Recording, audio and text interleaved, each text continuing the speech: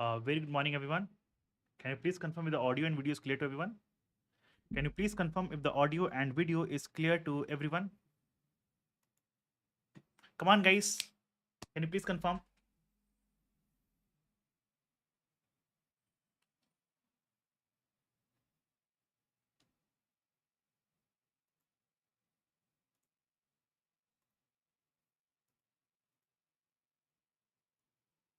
Am I audible to all?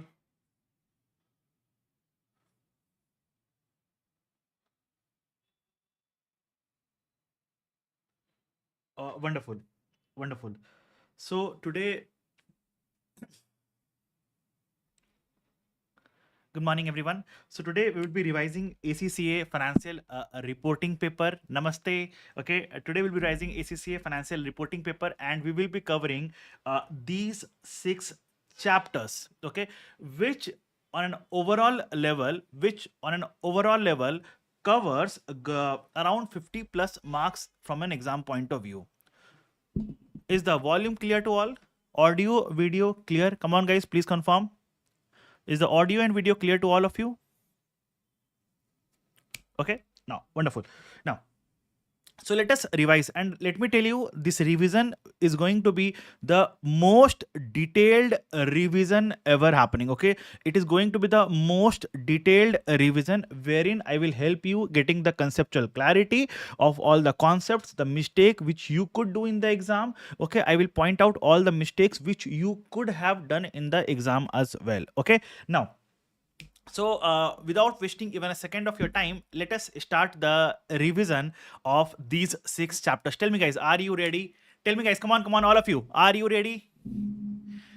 I need the energy from all of you.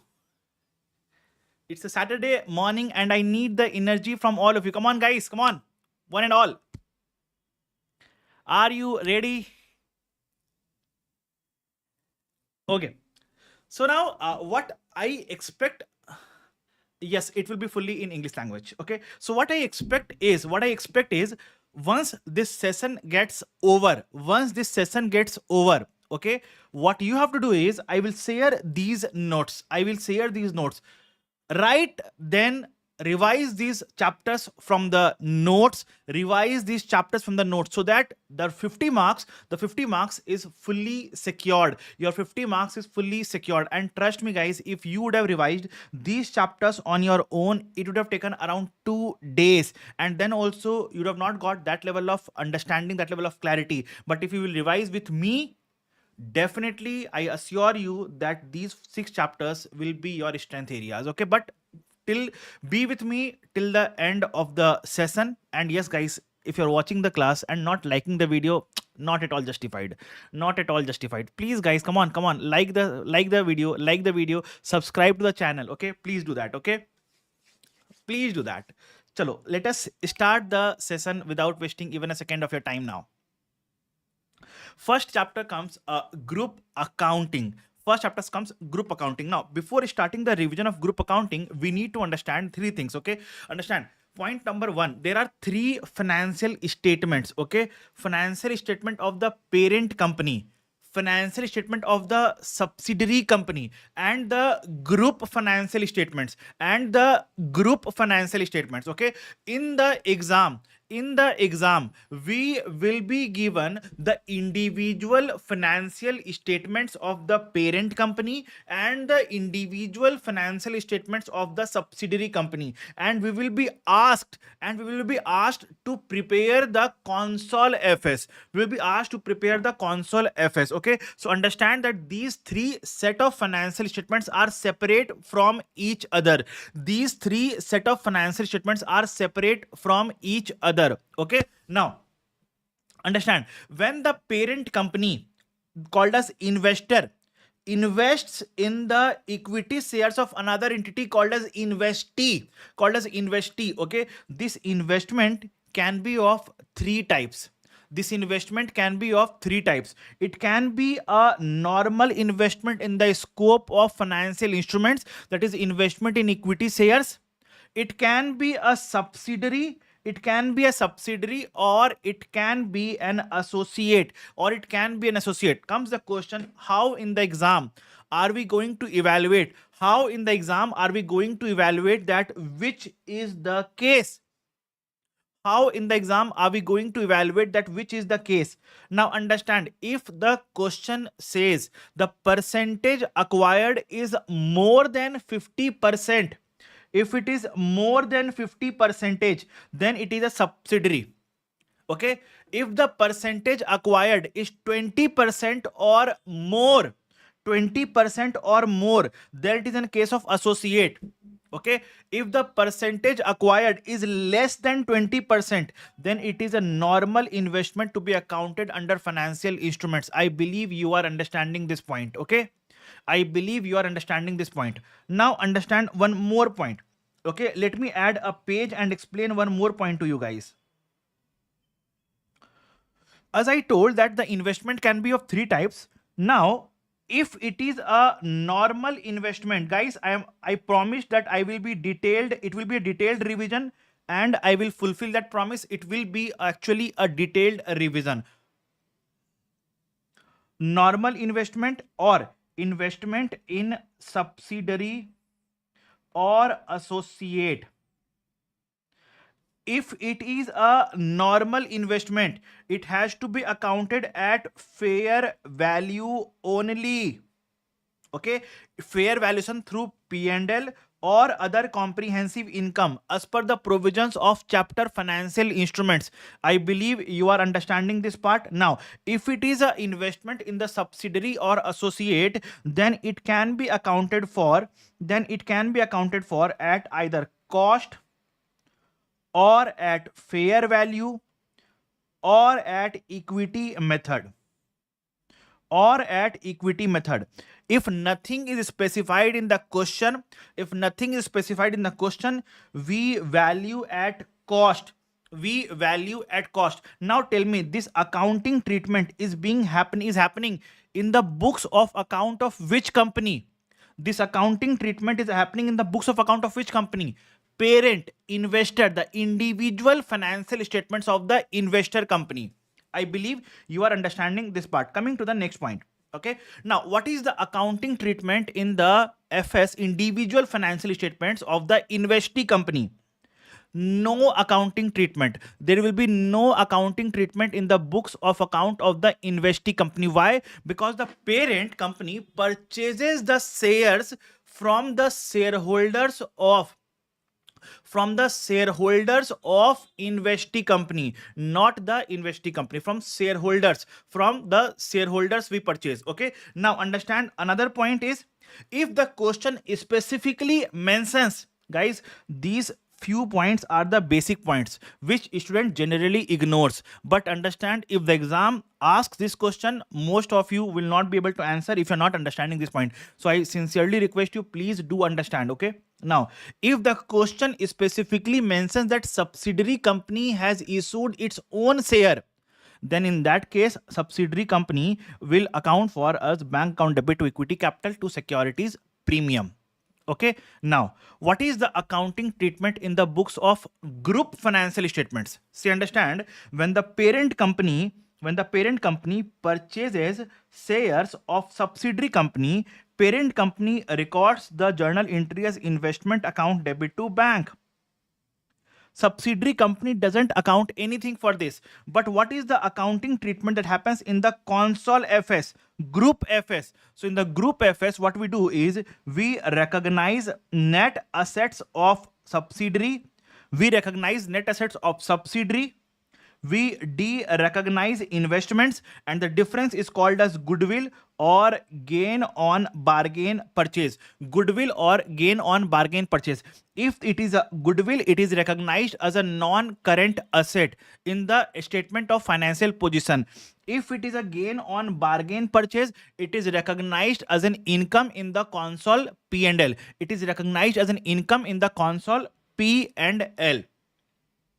Now, many times question do ask, okay, the parent company has invested in the subsidiary, and when the parent company invest in subsidiary, meaning thereby parent company purchases the equity shares of subsidiary company. So when the parent company purchases the equity shares of subsidiary company, definitely parent company has to give a consideration to the subsidiary company.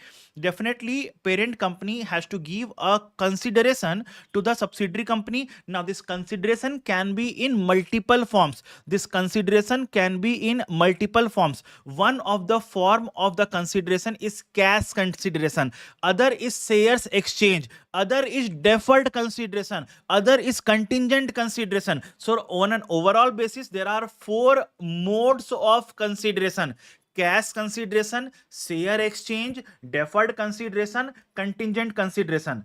Okay, please do remember. Now in the exam you would have solved a question also like this, that parent company has acquired shares of subsidiary company and paid a cash of this much. Additionally, parent company has issued shares of this much, but this has not been accounted for. So in that case, what you need to do is you need to account for that investment first of all. So here we need to understand how do we need to do the accounting of the investment that we do. So understand the accounting of investment. So investment can be done in four forms: cash consideration, share exchange, deferred consideration, contingent consideration. Okay, now if it is a cash consideration, we acquired shares, we gave cash. So investment account debit to bank. Okay, now there is a query coming up: why not amortized cost method for normal investment? Please understand, as per the provisions of IFRS 9 financial instruments, okay, for normal investment in equity shares of another company cannot be measured at cost. It can be measured at fair value through P&L or fair value through other comprehensive income. Why? Because it does not satisfy the contractual cash flow test. Okay, it does not satisfy the contractual cash flow test, so it cannot be accounted for at amortized cost method for normal investment. Okay, now if the shares are issued by parent company, means parent company acquired the shares of subsidiary and in consideration parent company is issuing its own shares, then what is the fair value of share exchange?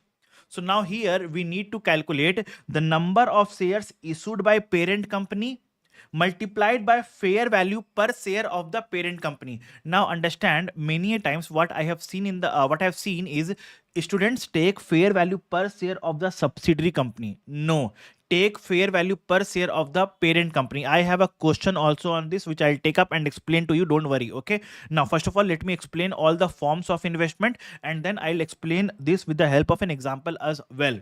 Now comes deferred consideration. What is the meaning of deferred consideration? I am going to pay a fixed amount of money after a fixed period of time, and the payment is also certain. Meaning thereby I am saying, parent company is saying to the subsidiary company, subsidiary company that I will pay $100,000. After 2 years. Now tell me, what is the value of this $100,000 on the date of acquisition? That is called as the present value. So on the date of acquisition, we record the investment at its present value and we record a liability. Deferred consideration is a liability. Now subsequently we need to unwind. Since we have calculated the present value, we need to unwind this and calculate the finance cost. Okay, now understand, many times question is given in the exam which says that parent has acquired shares of subsidiary company and has paid a cash consideration and also has paid a deferred consideration, but the parent company has not accounted for deferred consideration. So in that case you need to be mindful about few things. Point number 1, record the present value of the deferred consideration as investments. Journal entry will be investments account debit to deferred consideration. Okay, so we have to increase the value of investment and record a financial liability deferred consideration. Subsequently, we need to record the finance cost also, which students generally tend to forget. So whenever there is a deferred consideration, the unwinding effect of it is also to be recorded as finance cost. If the question is of consol statement of financial position, adjust this finance cost from consol RE. If the question is of consol P&L, add this finance cost to the finance cost line item in the consol P&L. I believe you are understanding this point. I believe you are understanding this point. When it's a case of contingent consideration, what is the meaning of contingent consideration? So an example of it, parent company is saying to the shareholders of subsidiary company that I will pay $100,000 after 1 year, but there is a condition attached. If the profitability of the company acquired exceeds this level, if the profitability of the company acquired exceeds this level, this is called as contingent consideration. Why? The payment is dependent on some future events. The payment is dependent on some future events. Okay, so now in this case, what we have to do is we need to record the contingent consideration at its fair value on date of acquisition. At its fair value on date of acquisition. Okay, now understand, the fair value will be given in the question. The fair value will be given in the question. Okay, now subsequently at each reporting date, we need to re-measure the contingent consideration, and any gain or loss is recorded in the consol P and L. Okay, now there is a query coming up from Lakshita. What will be the value of deferred consideration in console SOFP? So please understand, if you are preparing console SOFP on the date of acquisition, then the present value is the amount which you will record in console SOFP. Okay, now if you are preparing console SOFP in any subsequent reporting dates, so now the present value on the date of acquisition plus the finance cost from date of acquisition till that reporting date, is the amount of deferred consideration, which will be there, which will be recorded in console SOFP. Okay, and the amount of finance cost will go to console P and L. If it is a question of console SOFP, this amount of finance cost will be adjusted from the console RE. I believe it is very much clear. Now, just for the sake of your understanding, what I have done is I have given the summary of it. See, the entire summary is given. Okay, entire summary is given here. See, cash, we record the investment at the amount paid. Share exchange, we record the investment fair value of share exchange. Deferred consideration, we record at the present value of deferred consideration. Contingent consideration, we record at fair value of contingent consideration. If there is any acquisition related cost, that will go to P and L. Okay, what will happen subsequently? In case of cash consideration, no subsequent treatment. In case of share exchange, no subsequent treatment. In case of deferred consideration, we unwind the deferred consideration and record finance cost. What is the entry for recording this finance cost? Finance cost account debit to deferred consideration. Okay, subsequently we pay off deferred consideration on the scheduled dates. Contingent consideration, subsequently we record fair value changes in P&L. Acquisition related cost, there is no treatment because whatever is the acquisition related cost, this will be recorded in P&L on the date of acquisition itself. Tell me, is it clear, everyone? I need the response from each one of you. Tell me, is it clear, everyone? Come on, guys, tell me. Is it clear to everyone? Come on, guys, please. Come on, tell me. Is it clear to all of you? Guys, you are watching this session and not liking this session is not at all justified. I am not liking it. Come on, guys, all of you, please like it. Please, all of you, like it off.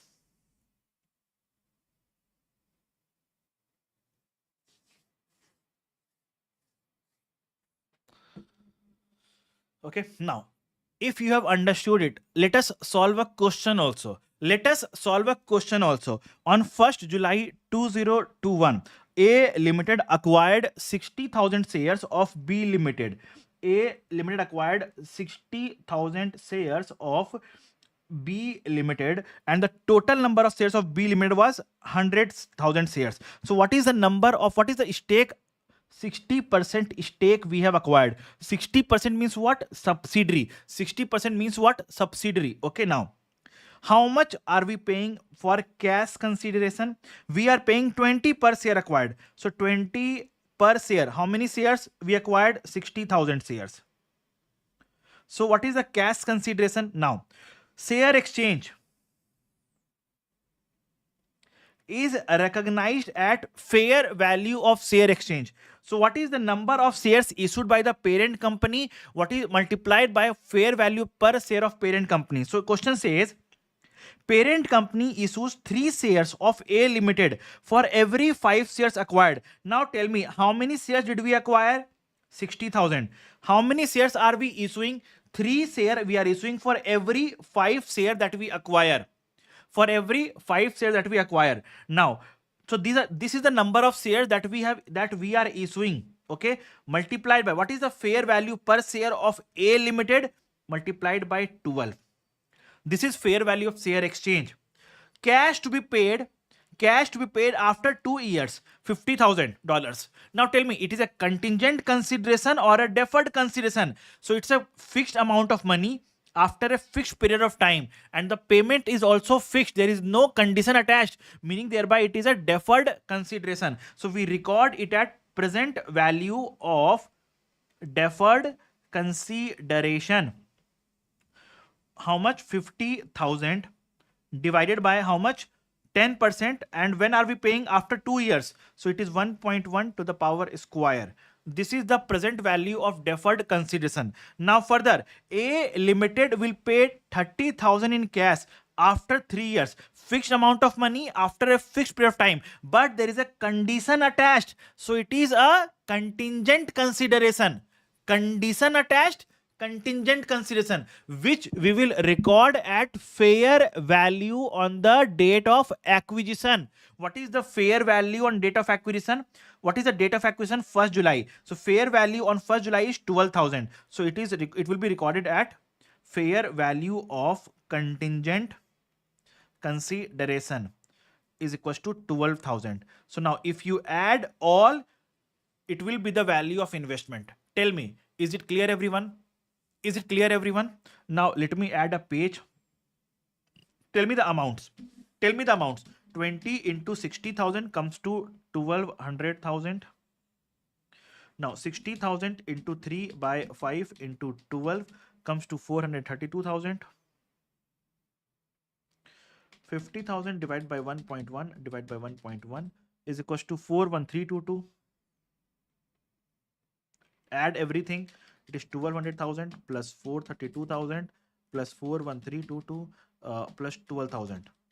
That comes to 1,685,322. Now just let us pass the journal entry of it. So the journal entry will be investment account debit to cash, to equity share capital and securities premium, to deferred consideration, to contingent consideration. It is 1,685,322. Cash is 1,200,000. This is 432,000. This is 41322. And this is 12,000. Now subsequently what will happen? Any subsequent treatment of cash consideration? No. Any subsequent treatment of equity share capital and securities premium? No. Deferred consideration? Yes, we will unwind and record finance cost. We'll unwind and record finance cost. Contingent consideration? Yes, we will record the fair value gain or loss. We'll record the fair value gain or loss. We'll record the fair value gain or loss. Is that clear, everyone? Tell me, guys. Is the valuation of investments clear to everyone? Is the valuation of investments clear to everyone? Come on, guys, tell me, can I move further? Is the valuation of investments clear to everyone? If there is any acquisition related cost, it will go to P and L. It will go to P and L. If in the exam question asks console P and L, directly record in the P and L. If the question asks console SOFP, adjust it from console RE. Adjust it from console RE. Adjust it from console RE. I believe it is very much clear to everyone. Contingent consideration. What is the treatment in P&L? There is no treatment in the P&L, Karan. On the date of acquisition, there is no treatment in P&L. Subsequently, the fair value gain or loss goes to P&L. Okay. Now, coming to fair value of the net assets. Fair value of the net assets. So, the subsidiaries net assets we acquire at the fair value on the date of acquisition. So, all the identifiable assets and liabilities of acquiring company, being a subsidiary company, are acquired at their fair value on date of acquisition. Okay, on date of acquisition. Now there can be a case that few assets are not recognized in the financial statements of the subsidiary company, but still we are recognizing those in the console FS at their fair value on date of acquisition. Sir, which are those assets? I will discuss that. Don't you worry now. Don't you worry. Okay, don't you worry. Now, non-controlling interest. Non-controlling interest. So non-controlling interest. Okay, what is the meaning of non-controlling interest? What is the meaning of non-controlling interest? So let's suppose parent acquires 60% of the subsidiary. Okay, parent acquires 60% of subsidiary. So the remaining 40% is called as non-controlling interest. The remaining 40% is called as non-controlling interest. Okay, now the non-controlling interest can be measured either at fair value method or at proportionate share of net assets method. Okay. Karan, can I write? Karan is asking, can I write NCI? Yes, you can write NCI, but just one place you write full non-controlling interest. In the bracket, you write NCI. Then subsequently, everywhere you can write NCI. There is no challenge in that. Will you have access to these notes? Definitely yes, you will have access to these notes. The link of it I will give in the description box after the class. Unwinding deferred consideration will be deducted from console RE. Yes, if it's a question of console SOFP, adjust it from console RE. If it's a question of console P&L, add the finance cost to the finance cost line item in the console P&L. Now, Chaitanya is asking, sir, for share exchange, will we multiply 60% also? Chaitanya, please understand. If I am taking the number of shares that I've acquired, why do you need to additionally multiply it with 60%? Okay. If I will take 100,000 shares, then definitely I will multiply 60%. If I've already taken 60,000 shares, why do you need to multiply it again by 60%? Are you understanding, Chaitanya? Chalo, moving further. So now NCI can be measured at fair value method or proportionate share method. Now, what is the meaning of it? What is the meaning of it? Okay, now understand. Fair value method means the question will specify. Question will specify if NCI has to be measured at fair value method or proportionate share method. Question will specify that. If the question is silent, then assume that NCI is at proportionate share of net assets. Assume that NCI is at proportionate share of net assets. Now comes the question. How to calculate the fair value of NCI? Question will give the fair value.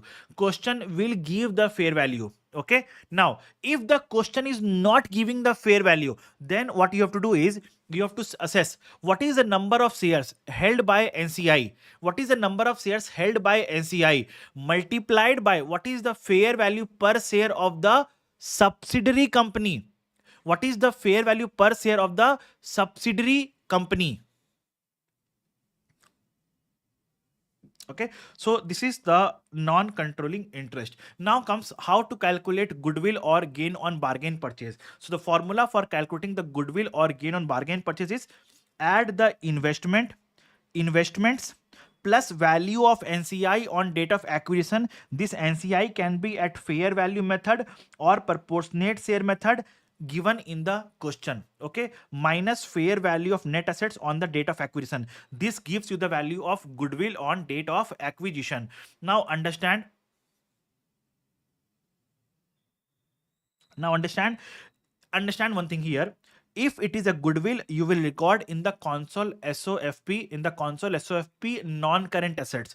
If it is a gain on bargain purchase, you will record in the console P&L. You will record in the console P&L as an income, as an income, as an income. Okay. Now understand, if the question is of console P&L, record gain on bargain purchase in P&L as other income.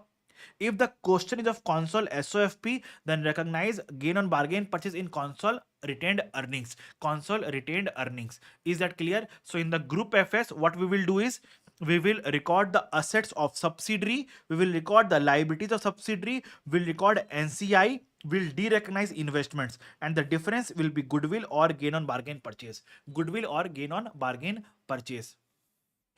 Goodwill or gain on bargain purchase. I believe it is very much clear to all of you. Tell me guys, is it clear everyone? So we have completed the first part of group accounting, that is the basics of group accounts. We have completed the basics of group accounts. Is that clear to everyone till here? Come on guys, please tell me.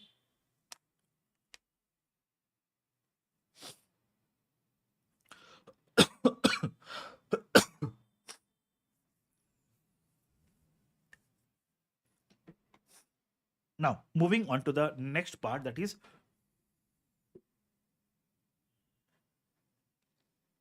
question says NCI on fair value, but they say calculate proportionate share of subsidiary. So is it on NCI? No, question can't say both current. Question will say that NCI is at a proportionate share of the net assets, or question might say NCI is at the fair value. Okay, it can't be both. Question will not definitely say both. Okay, you have to read the question properly. You have to read the question properly.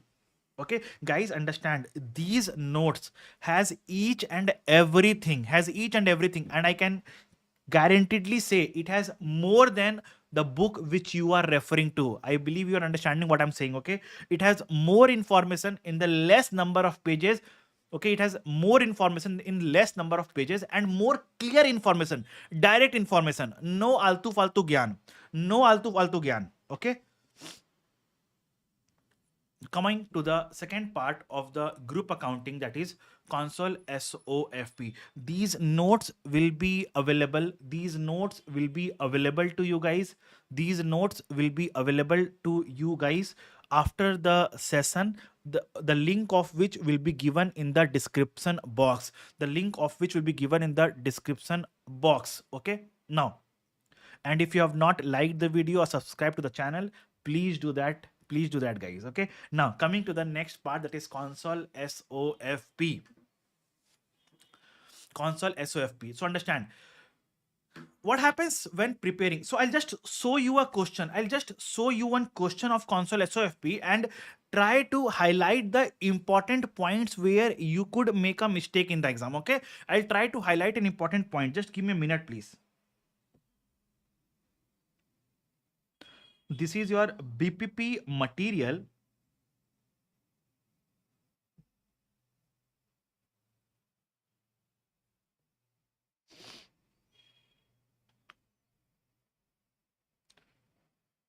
See, this is a question of Paradigm company. I believe you are able to see it.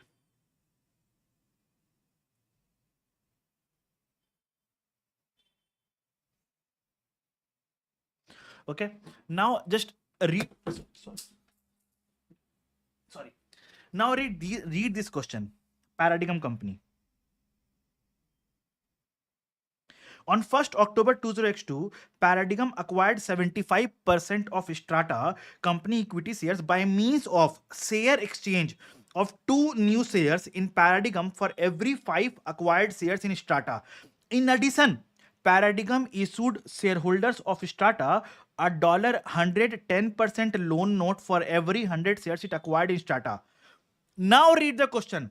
Parent has, you understand, Paradigm company has not recorded, Paradigm company has not recorded any of the purchase consideration, although it does have 10% loan notes already. So means what? They have not recorded these investments in the financial statements. So what do you need to do? What do you need to do? You need to rectify investments if required. You need to rectify investments required. Okay, you need to rectify your investments if required. Okay, so question might say in different forms. Question will say that parent company has paid a cash consideration plus share exchange, but they have not recorded share exchange. So cash consideration is recorded, so you have to additionally record share exchange. Okay, parent question will say the parent has paid a cash consideration plus a deferred consideration, but deferred consideration is not accounted for, so you have to record deferred consideration and then do the consolidation adjustments.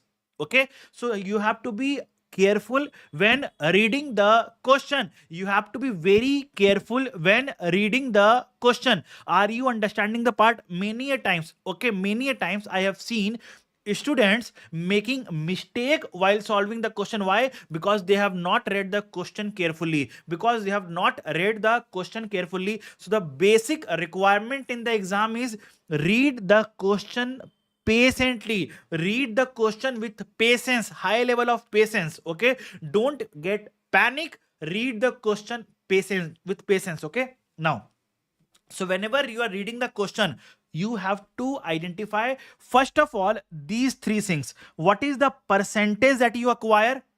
What is the date of acquisition? And what is the reporting date? First of all, always see these three things. Always see these three things. Okay, what is the percentage acquire? What is the date of acquisition? What is the reporting date? Now, in this question of Paradigm company, tell me what is the percentage that we acquire? 75%.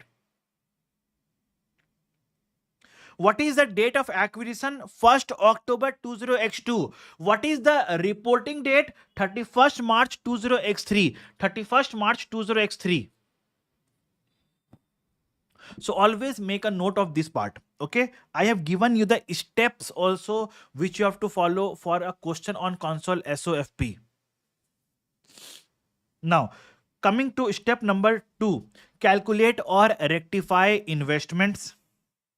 Step number 3. Now, see, once you have identified the investments, now you need to find out the value of the net assets on the date of acquisition, subsequent, and the reporting date. You need to prepare allocation of net assets, which in my general classes I say it as aina.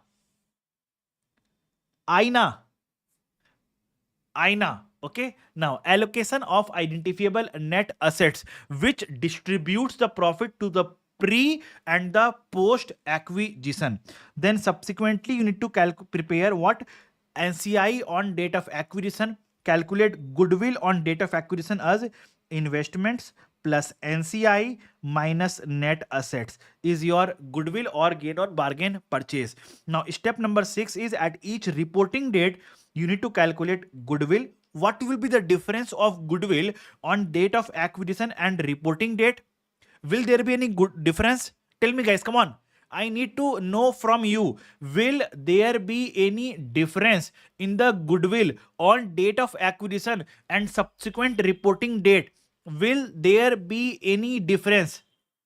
If yes, then what will be the reason for the difference? Come on guys, I need to know from you guys. What will be the difference between goodwill on date of acquisition and subsequent goodwill? Tell me, what will be the difference? Called as impairment. Very good, Aniket. Very good, Irum. Very good, very good, very good, Pankaj. Now understand. Let me ask you one point. Very good, all of you. Let me ask you one point. This impairment loss of goodwill, what will be the treatment? Though I'm going off the topic, I know, but let me go a little bit off the topic. I need the liberty to go a little bit off the topic. Let me ask you, what is the treatment of the impairment of goodwill? Can you please tell me guys? Come on. What is the treatment of goodwill impairment loss?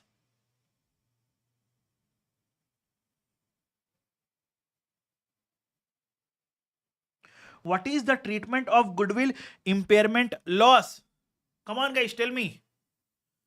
So now we need to evaluate. We need to evaluate if non-controlling interest is at fair value method. This goodwill impairment loss will be allocated to parent and NCI in the ratio of holding, in the ratio of their holding. The journal entry will be consol RE account debit, NCI account debit to goodwill. To goodwill. Okay. Now, if the NCI is at proportionate share method, then this impairment loss will be allocated to parent only, and the journal entry will be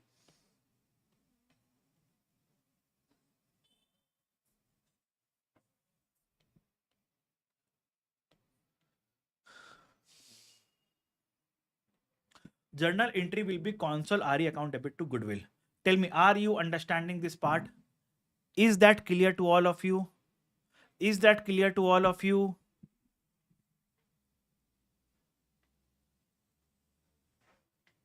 Wonderful. Further. And at step number 7, we need to prepare console SOFP. Let me ask a question. Let me ask a question and let me see how many of you are able to give the correct answer. Let me see. Okay, let's suppose this is the console SOFP. Property, plant and equipment. Parent has 120 million and subsidiary has 80 million. Okay, and parent acquires 100% of subsidiary company. Tell me, what is the property, plant, and equipment in the console FS? What is the property, plant and equipment that we will record in console FS? I need the answer from each one of you. Come on, guys, tell me. Guys, when I'm here, I'm telling you this. The intent of this marathon session is to help you get strengthened over these 6 chapters. So please take active participation in the class. Okay, don't hesitate to answer. Please tell me. 200 million. Okay. Now I'm changing a question a little bit. Little bit. Okay. Let's suppose parent has not acquired 100%, but rather parent has acquired 60% of subsidiary. What is the balance of property, plant and equipment in the console FS? Tell me. What is the balance of property, plant and equipment in the console FS?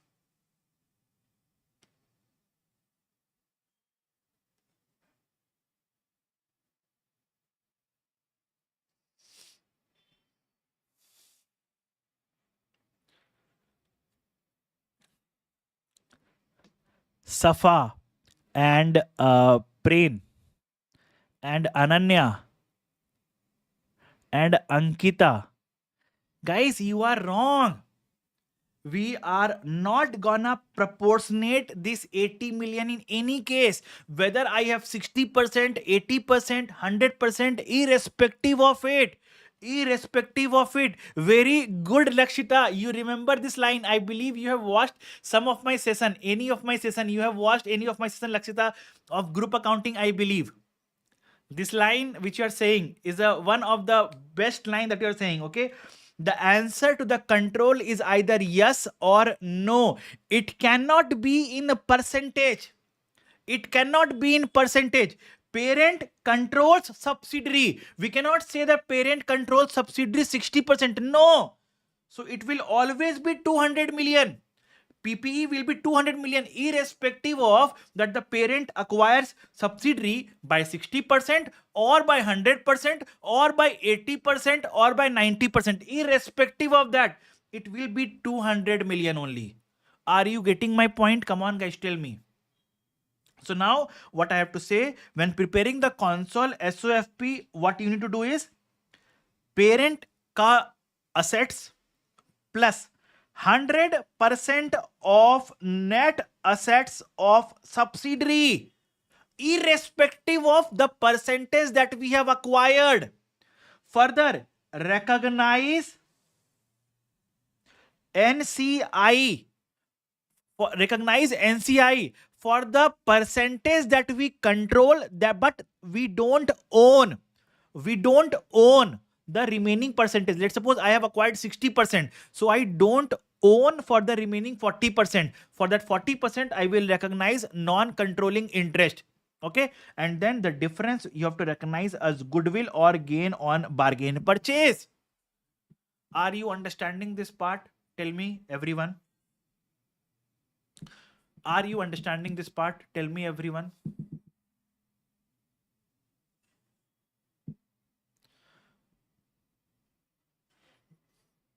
Don't make this mistake in the exam, guys. Okay. I am trying to focus on the pain points. Now, movement in the value of the net assets, which we call as INA. INA. Okay. Not that INA. No, INA. INA means mirror. Okay. Now, how to calculate the fair value of net assets? Okay. So you have to take share capital of the subsidiary plus other equity of the subsidiary on date of acquisition. Okay. The question will give you on the reporting date. The question will give you on the date of acquisition. The difference will be called as profit post acquisition. Adjust it with the fair value adjustments on date of acquisition. The question will state like this. Just read this question. See, what are the fair value adjustments? See this question. At the date of acquisition, Strata produced a draft statement of profit and loss. No, not this part. Okay.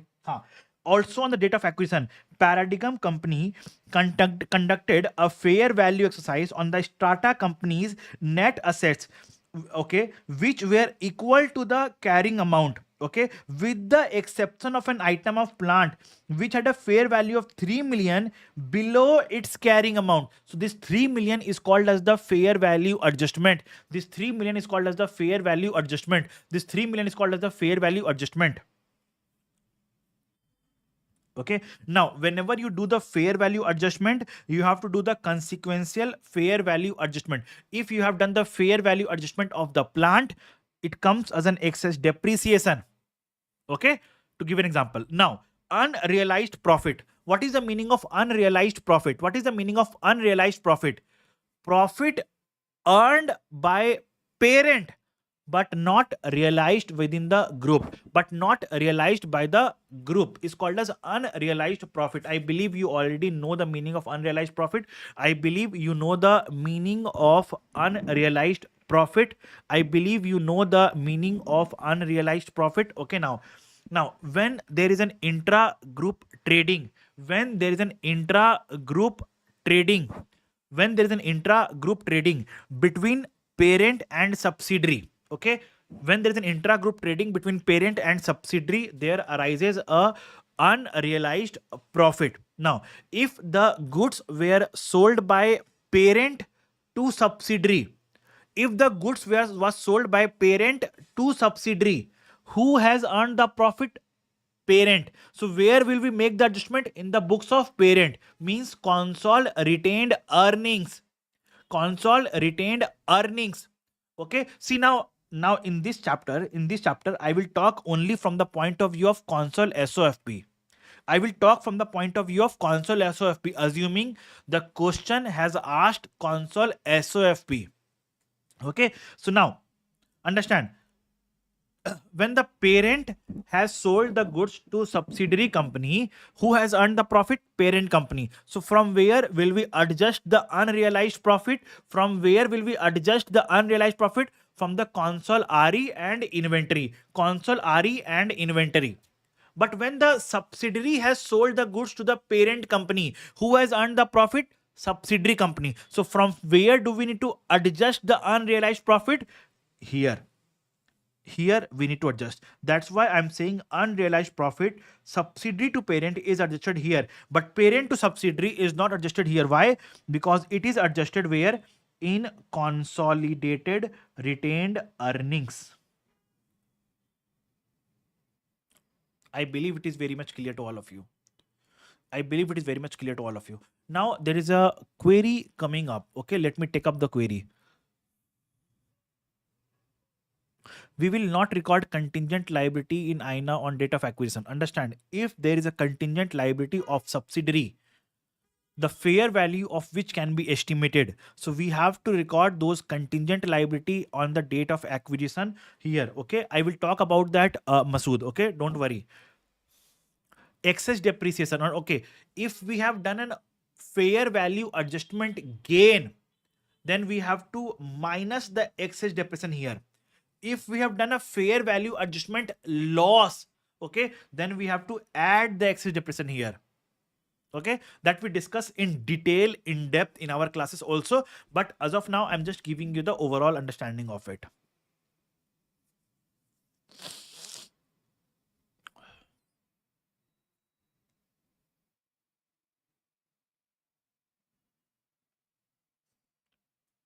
Now coming to the fair value of net assets, as we know that the assets and liabilities of the subsidiary company,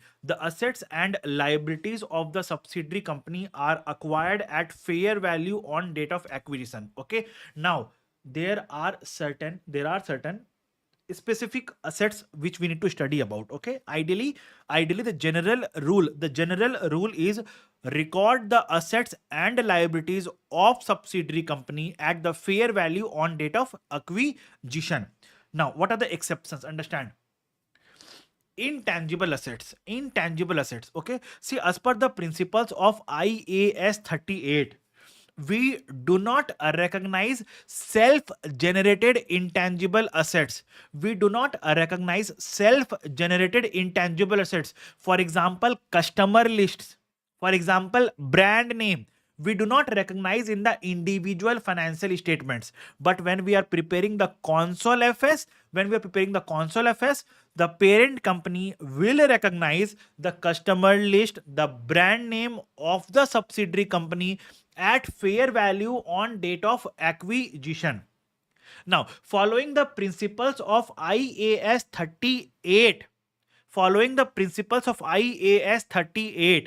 if the company has incurred any research cost, that goes to P&L. But following the principles of IFRS 3 on group accounting,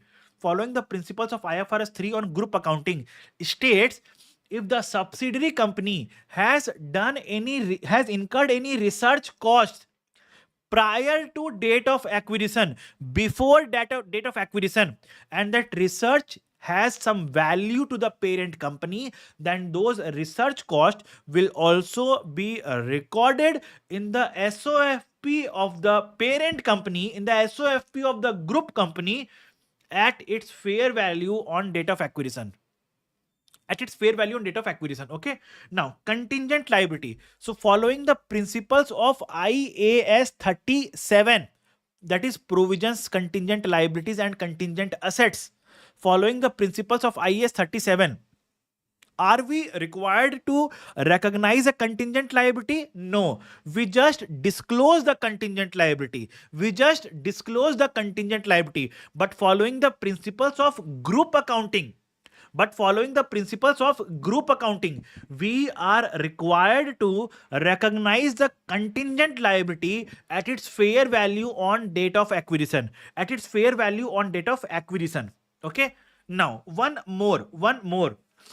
Okay, now understand, if there is any non-current asset held for sale, which as per the principles of IFRS 5 is required to be recognized at non-current asset held for sale is required to be recognized at fair value less cost to sell. So now if we are acquiring any non-current asset held for sale, it is not required to be recognized at fair value, rather it is required to be recognized at fair value less cost to sell.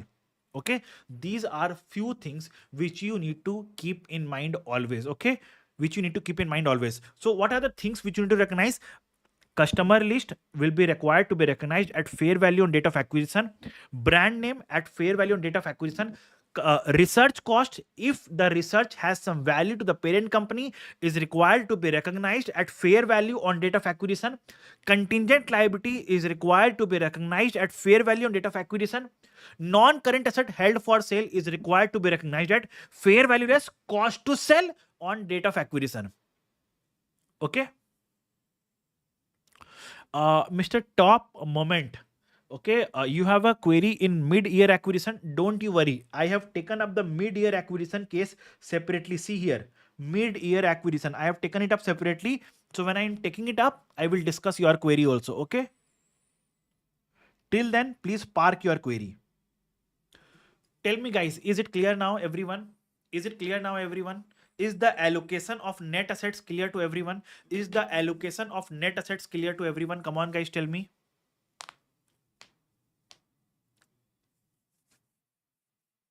Now coming to the adjustments.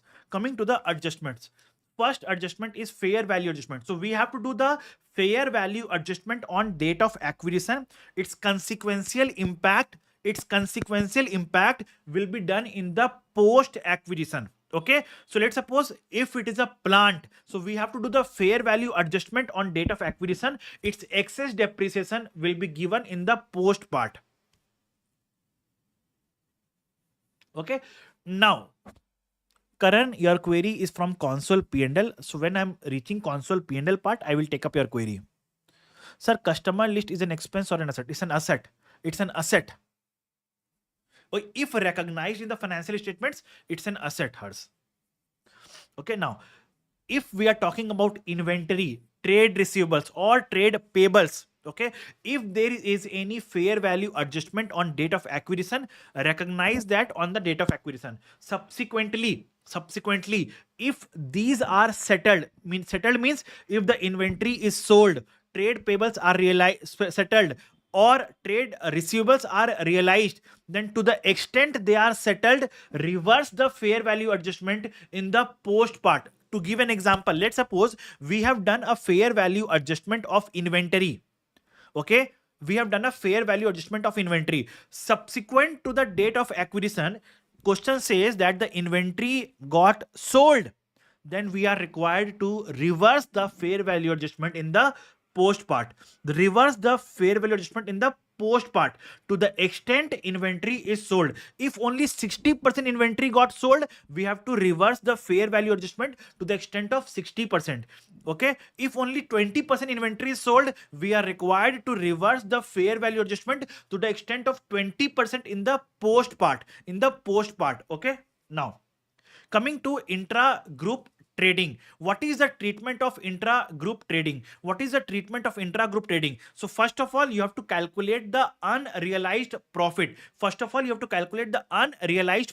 How will you calculate the unrealized profit? So here you have to see what is the unsold goods. Okay, and in those unsold goods, what is the profit charged? What is the unsold goods and what is the profit charged by the selling company in those unsold goods? To give an example of it,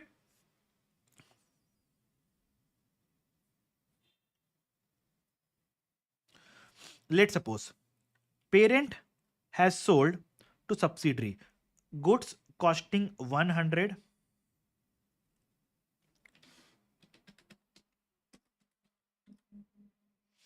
goods costing 96 at a GP margin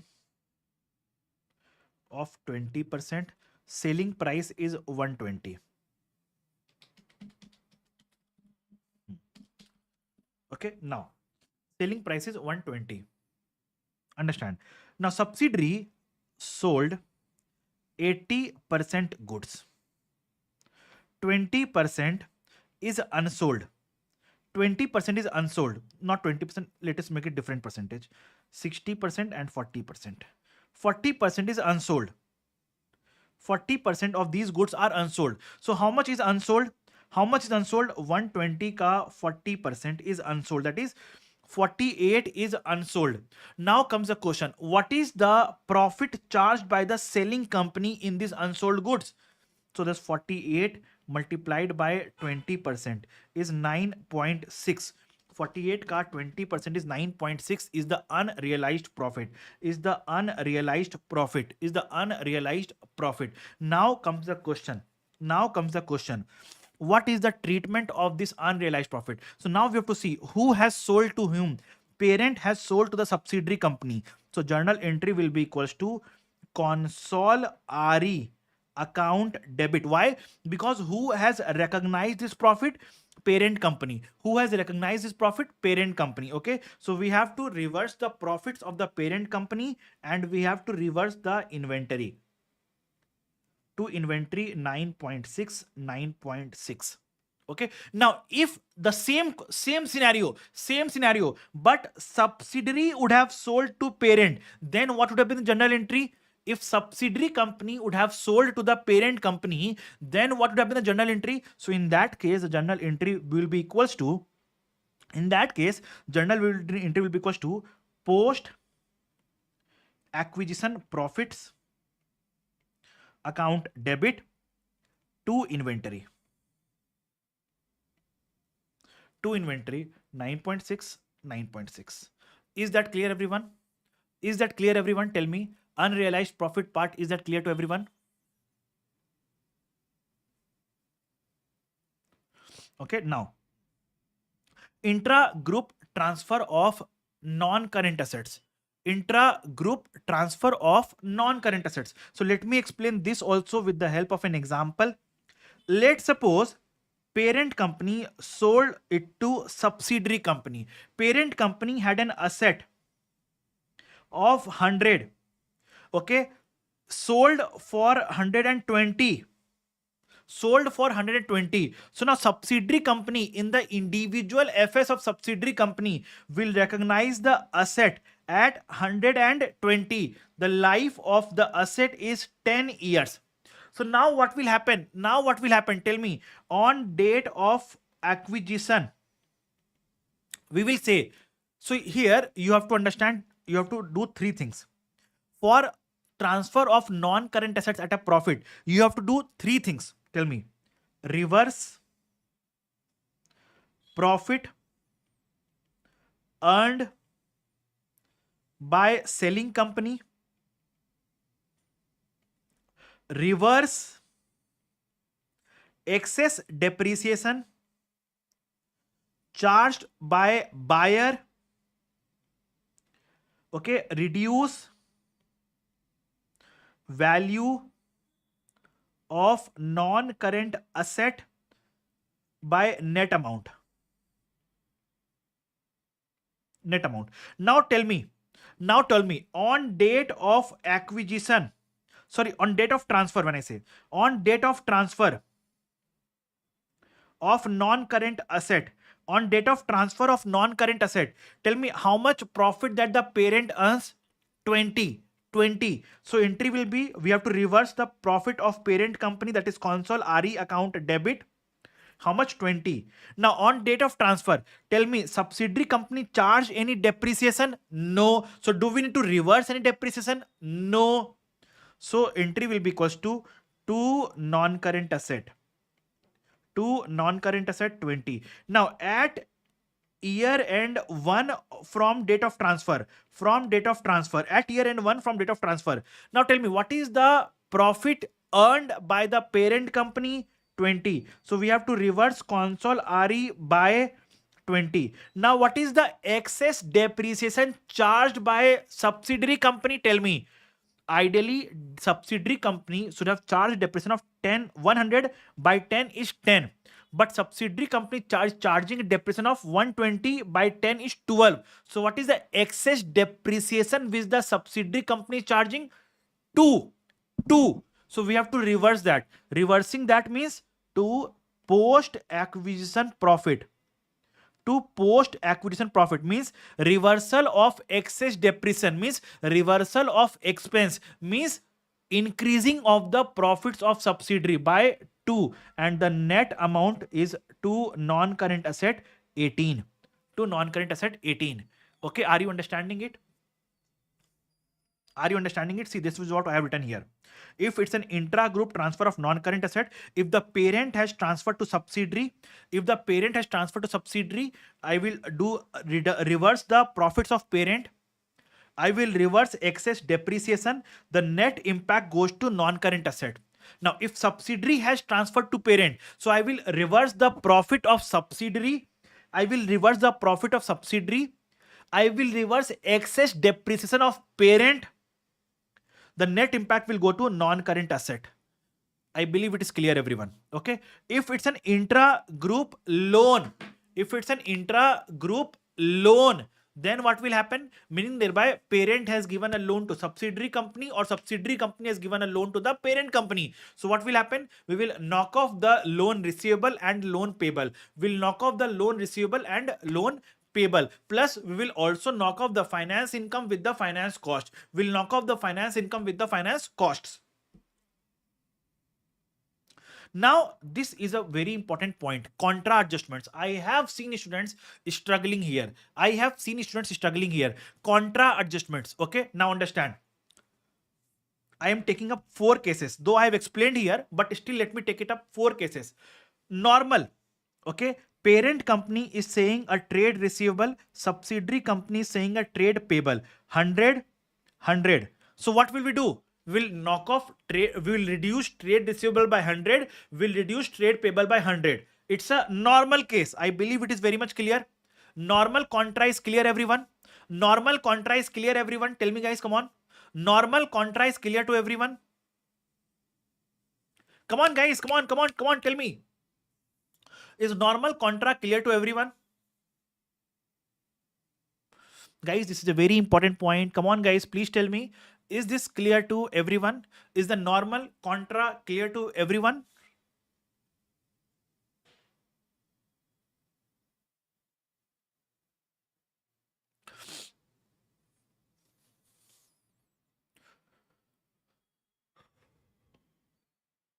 Now, coming to situations. Goods in transit. So now what is happening? I am taking up situations.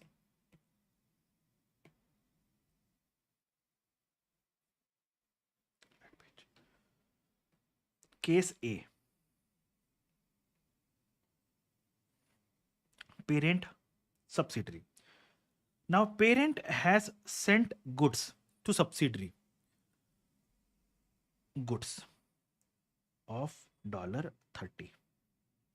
The goods were sent on let's suppose 28th of December, but the goods were received by subsidiary on 4th of January next year. Okay, and reporting date is 31st of December. Parent has recorded a trade receivable of 100. Now tell me, what is the trade payable in the books of subsidiary company? Can you please tell me what will be the trade payable in the books of subsidiary? I need an answer from you guys. On 31st of December, what is the trade payable in the books of subsidiary? Tell me.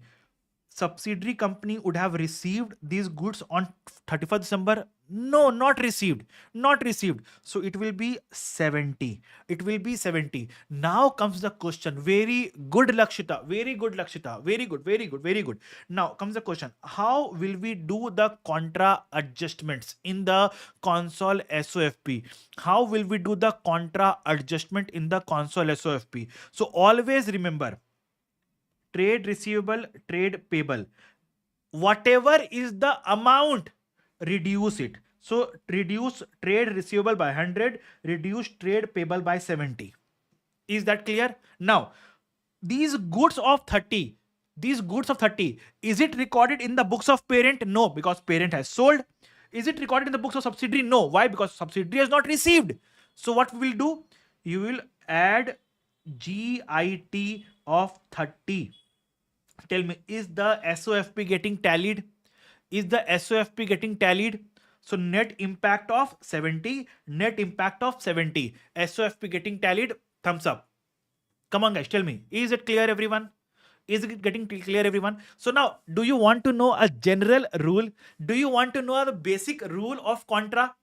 Do you want to know the basic rule of Contra?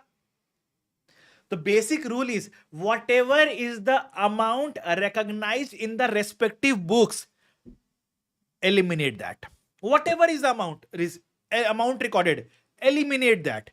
If there is a goods in transit, record that goods in transit. If there is a cash in transit, record that cash in transit. Tell me, is that clear everyone? Is that clear everyone?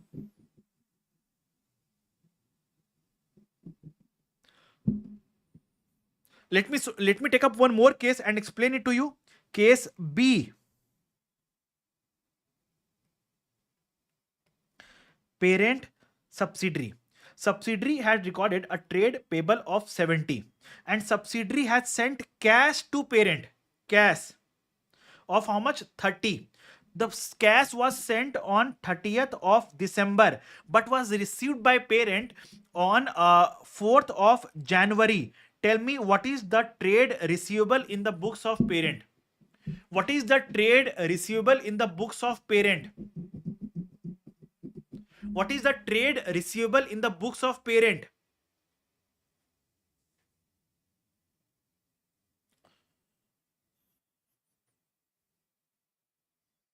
Come on guys, tell me. 70 plus 30. Why? Because parent has not received na. Parent has not received. Parent has not received. So parent's trade receivable will be higher by 30. Parent's trade receivable will be higher by 30 because parent has not yet received this money. Okay. Now, so what is the treatment that we have to do in console? Trade receivable minus 100. Trade payable minus 70. Now we have to record cash in transit plus 30. So now this equates, this balances my SOFP. Is it clear everyone? Is it clear everyone?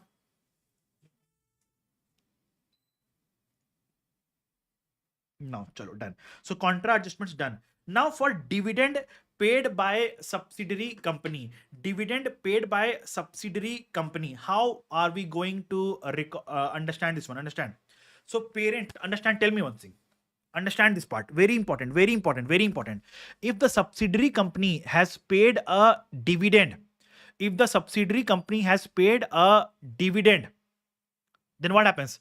Parent recognizes that as an income.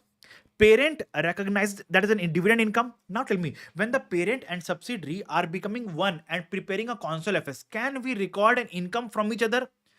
Okay, see, when parent is an individual entity, subsidiary is an individual entity. So when the subsidiary company paid a dividend to parent company recorded that as an income, which is correct. But when we are preparing group FS, what is the meaning of group FS? That the parent and subsidiary is one.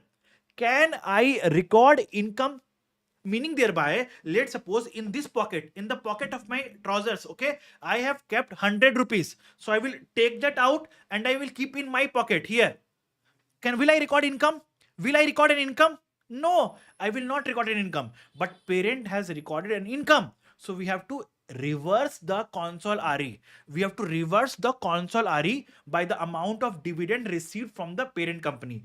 Reduce parent's share from the group RE and reduce NCI share from NCI. Are you understanding this part? Okay, guys, let me tell you. If you want to understand the dividend in detail, I have already made a video. You want to see that? Do you want to see that? I'll show it to you. Don't worry. Just a minute. See, this is my channel. Coming to the playlist section. Come to the playlist section. Come to ACCA FR. There will be a video on dividend. See this video. Can you see this video? Can you see this video? Can you see this video on dividend? Okay, I have already made this video in detail. Okay, just 12 minutes video covering the detailed treatment of dividend, and trust me, it will help you. It will help you. And see how easy I have made for you, that for if you are appearing for ACCFR, okay, if you are appearing for ACCFR, all the video which you have to watch, I have made a playlist of it and posted it here. I have made a playlist of it and posted it here.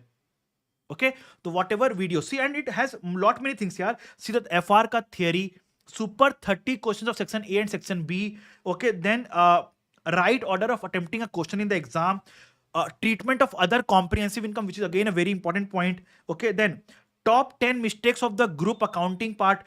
Group accounting, very important top questions, okay, which are identified. Sustainability standards, then dividend treatment, group accounting ka mistakes, examiner report analysis, super 30 questions of entire ACCFR, and the overall revision of ACCFR in just 8 hours. Covered each and everything, guys. Covered each and everything. Okay, now goodwill impairment, as I've already discussed. If NCI is at fair value method, allocate the impairment loss to parent and NCI both in the ratio of their holding. If the NCI is at proportionate share method, allocate the impairment loss to parent only. Is that clear, everyone? Come on, guys, tell me. Is console SOFP clear to all of you? Is console SOFP clear to all of you? If anyone has any queries in console SOFP, first of all, discuss that with me, and then I'll go to console P&L, and then I'll go to console P&L. Come on, guys, please tell me. If anyone has any queries in console SOFP, please discuss that with me now.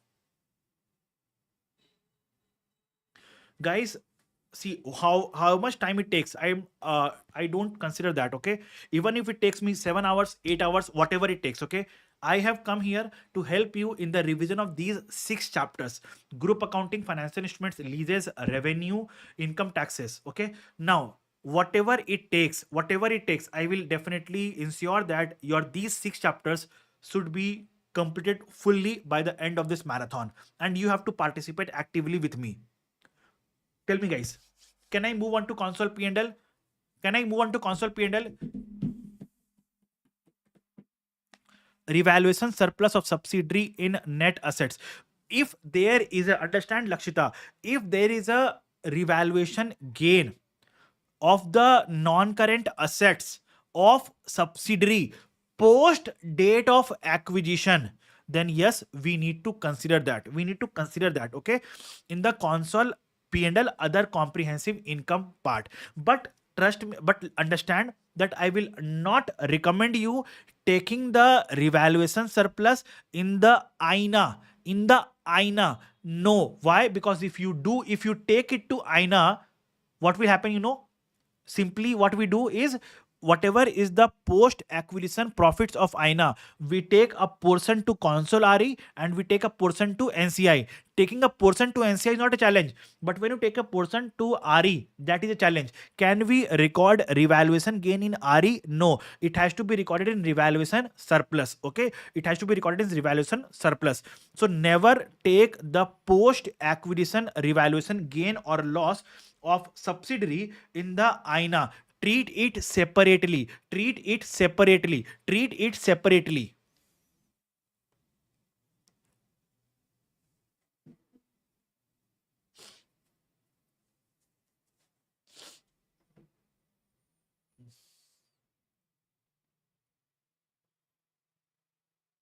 Okay, moving on to console P&L. Now, again a query. Let's suppose parent, subsidiary, revenue 120 80. 120 80. Parent has acquired 100% shares of subsidiary. What will be the group revenue?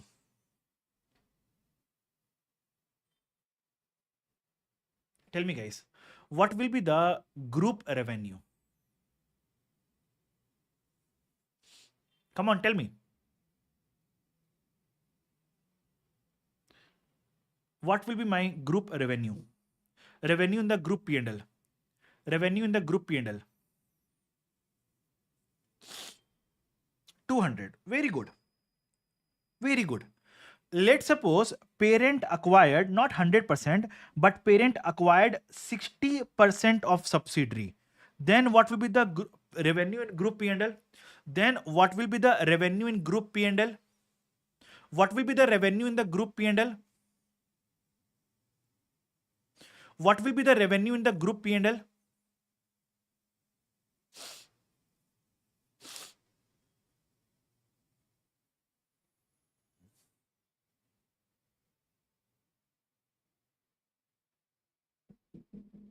200. Very good. Very good, all of you. Now, let me ask you one more question.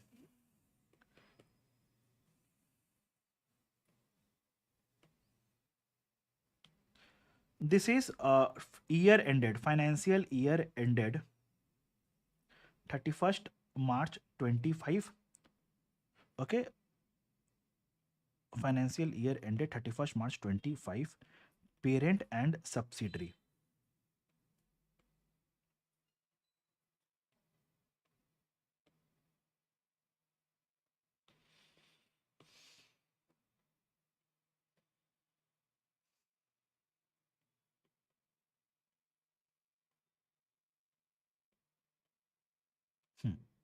Now, parent acquired subsidiary on 1st July 24. Now tell me what will be the group revenue. Now tell me what will be the group revenue. And it is 60%. Acquired 60% of subsidiary. Acquired 60% of subsidiary. Okay. On 1st July 24.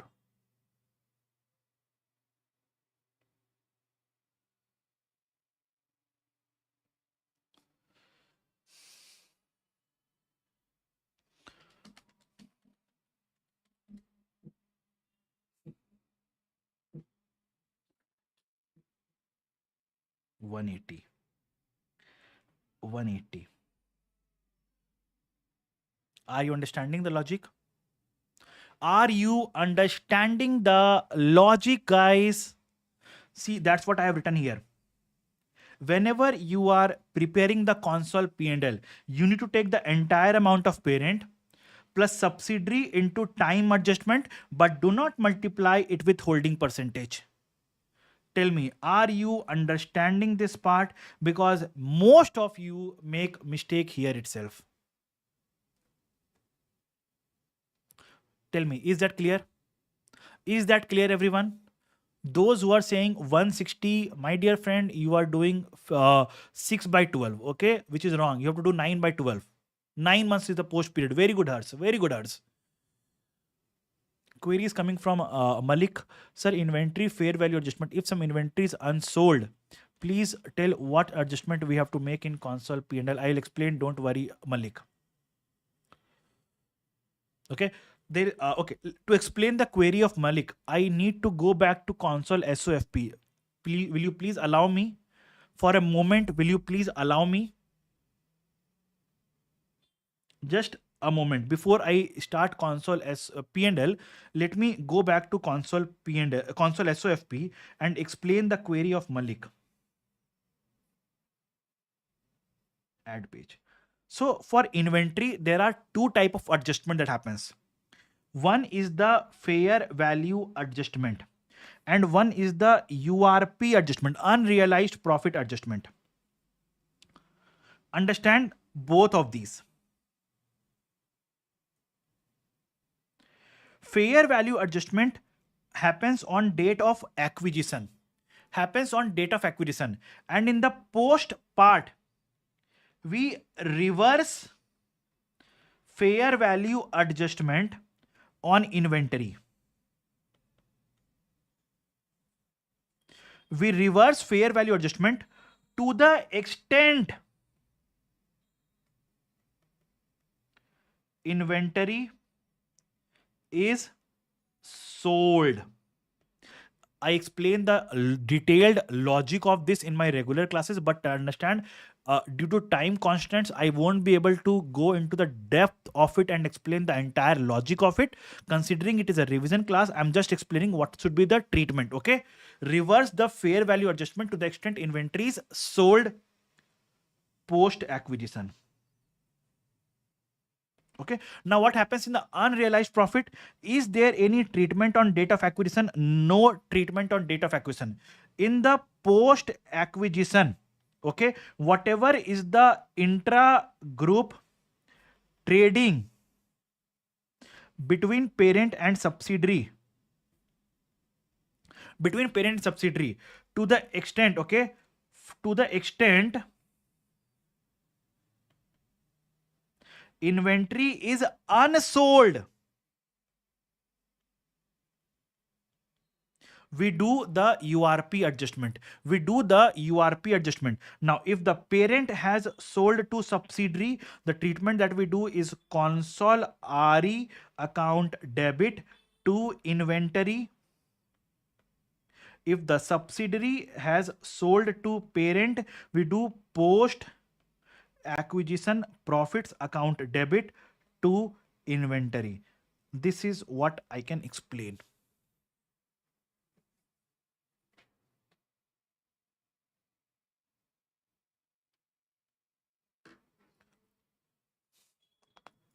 When no loan notes are issued as purchase consideration, we simply write investment account debit to loan notes. Investment account debit to loan notes. Okay, that's a simple treatment that we have to do.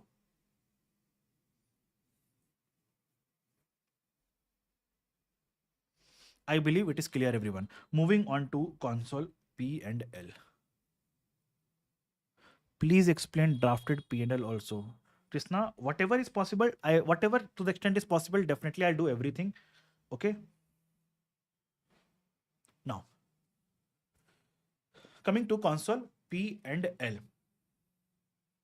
So I have explained. So what you have to see when a question comes on console P&L, you have to take up percentage acquired, date of acquisition, and the reporting date. You have to make a note of these three things and understand when you make a console P&L, it is parent plus subsidiary with time adjustment, but do not multiply with holding percentage. Do not multiply with holding percentage. Okay. Now understand what are the adjustments that you have to do in the console P&L. What are the adjustments that you have to do in the console P&L?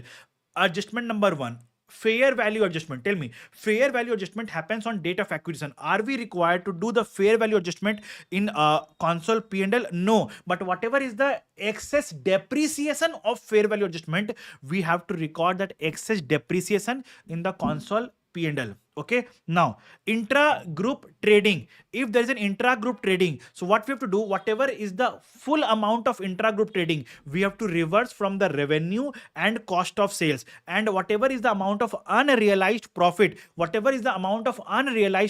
we have to add that to cost of sales. Understand, in the console P&L, the treatment will be the same whether parent sells to subsidiary company or subsidiaries company sells to parent company. No difference in the treatment. No difference in the treatment. No difference in the treatment. So I am repeating it again. The treatment of intra-group trading.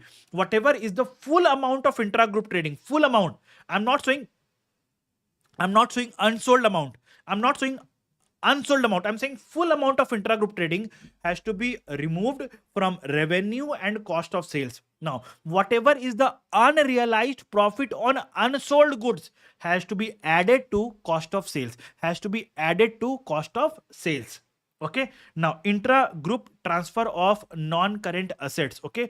We have to reverse the profit earned by the selling company and we have to reverse the excess depreciation of the purchasing company. Okay. Now, intra-group loans, we have to reverse the finance income, we have to reverse the finance cost, we have to reverse the finance income, we have to reverse the finance costs. Okay. Mr. Siv Bodani, you are asking me the treatment of unrealized profit parent to subsidiary and subsidiary to parent.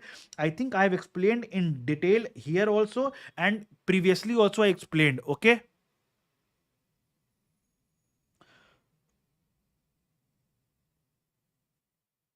Now, Sudeep Singh SBR का session ले लो ऐसा. SBR session will be going to be held tomorrow, same time 11 a.m. SBR session is going to be held tomorrow same time at 11 a.m. Okay, chalo. Now intra group loans, we need to eliminate the group finance from the group P&L. Finance income and finance cost we need to eliminate. Dividend paid by subsidiary company. So in the group P&L, we need to reverse the investment income by amount of dividend received by parent company. Okay, why? Because parent company would have recorded dividend received from subsidiary as investment income. But now when you prepare a group P&L, parent and subsidiary is one company, is one economic entity. So parent and subsidiary cannot record a dividend income among themselves. Okay, so we need to reverse the investment income by amount of dividend received by parent company. Okay, now if dividend is paid by parent company, there is no treatment in the console P&L that happens. Okay, goodwill impairment.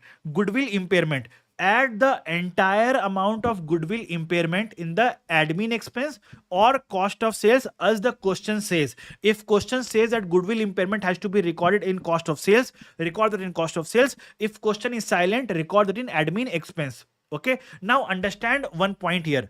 You will say, sir, goodwill impairment you asked to allocate to parent and NCI, but then you are recording the entire amount in the console P&L. So understand, in the console P&L, towards the end, when we allocate that how much of the profit is for the owners of the parent and how much of the profit is for the NCI, okay, there we do allocate the goodwill impairment accordingly. Allocate the goodwill impairment accordingly. Okay, so understand here, when preparing the console P&L, whatever is the amount of goodwill impairment, irrespective of NCI is at proportionate share method or fair value method, irrespective of that, whatever is the amount of goodwill impairment, add that to admin expense or cost of sales as mentioned in the question. Now, understand, towards the end, when we are allocating the profits to NCI, okay, when we are allocating the profits to NCI, if NCI is at fair value method, goodwill impairment has to be allocated to NCI also. So here, see what I've done here. Less goodwill impairment loss if NCI is at fair value. So if NCI is at fair value, adjust this amount here. Okay. If NCI is at proportionate share method, will we adjust goodwill impairment loss here? No, we will not adjust. Okay. Now comes the question, how to calculate allocation of NCI. So we'll take the post acquisition profits of NCI. Sorry, post acquisition profits of subsidiary company. We will take up post acquisition profits of subsidiary company, adjust it for all the adjustments that we have done which impacts the profitability of the subsidiary company. Let me give you an example. Intra-group trading where parent has sold to subsidiary. Tell me, does it impact the profitability of subsidiary? No. So will we adjust here? No. But if the subsidiary has sold to parent, does it impact the profitability of subsidiary company? Yes. Excess depreciation on account of fair value adjustment, does it impact the profitability of subsidiary company? Yes. Now, unwinding of deferred consideration, does it impact the profitability of subsidiary company? No. It impacts the profitability of the parent company, not subsidiary company. Okay, so we'll not adjust here. So whatever adjustment impacts the profitability of subsidiary company, we will adjust here, calculate the adjusted profits, and we will calculate the amount of profit attributable to NCI. We'll calculate the amount of profits attributable to NCI. The rest, all amount of profit will be allocated to parent. Okay.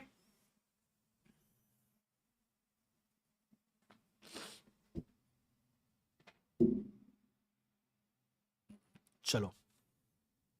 Now let me see the queries. Sir, no fair value adjustment of inventory is does shares for share exchange apply to both console SOFP? Share exchange, how will it come in P&L? Share exchange, is there any gain or loss that is happening? No. Investment account debit to equity capital to securities premium. Any gain loss? No. So will it come in P&L? No. Is it clear? Console P&L is clear, everyone? Console P&L is clear, everyone? Console P&L is clear, everyone?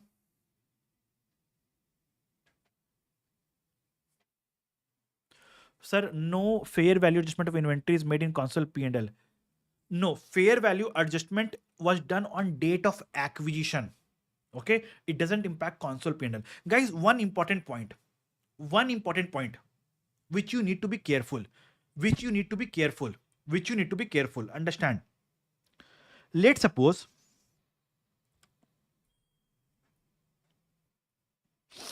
my year end is 31st of December. Okay, my date of acquisition is 1st July 2024, 31st December 2024, 31st December 2025. Okay, now my the question is giving me the data for this year. P&L of parent is given, P&L of subsidiary is given. Okay, now question says goodwill here was 100. Goodwill here was 100, and we impaired the goodwill by 10 here, and we impaired the goodwill by 15 here. Tell me, when preparing console P&L, how much goodwill impairment will we record in console P&L? How much goodwill impairment will we record in console P&L? 15 or 25? 15 or 25? 15 or 25? 15, not 25. Okay, understand that the console P&L is for this period only. Don't take cumulative figures. Don't take cumulative figures. Please understand this part.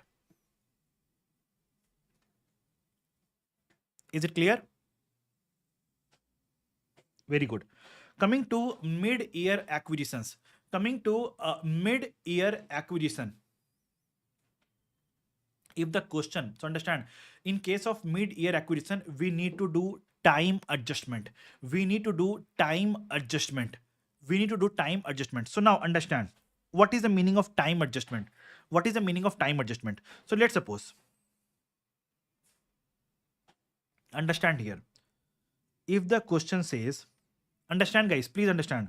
If the question says that this is the opening 1st January 24, 31st December 24. We acquired the company on 1st April 24 is the date of acquisition. This is the date of acquisition. Okay. Now, question says retained earning on this date is 100. Retained earning on this date is 100. Now, question says that the profit earned is 50 and retained earning on this date is 150. Now, you need to find out what is the retained earning on date of acquisition. Tell me. Can you please calculate and tell me what is the value of retained earning on date of acquisition? Tell me. What is the value of retained earning on date of acquisition? What is the value of retained earning on date of acquisition? So it is equals to 100 on 1st January plus 50 is the profit earned for the entire year multiplied by what is the pre-acquisition January, February, March into 3 by 12. So it is equals to how much? 50 into 3 by 12 is 12.5. So it is 112.5 is the pre. So what is post? What is post? So post is 50 into 9 by 12 equals to how much? 50 into 9 by 12 is 37.5.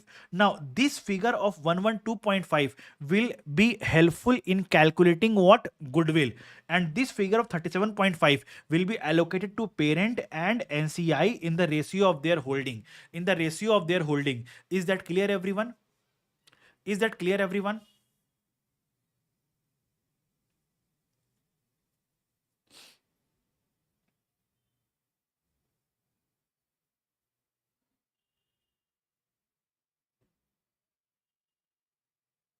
Wonderful.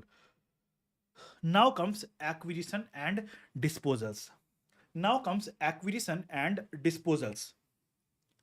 Now, particularly disposals. Loss of control. disposal of subsidiary. So we also call it as disposal of subsidiary.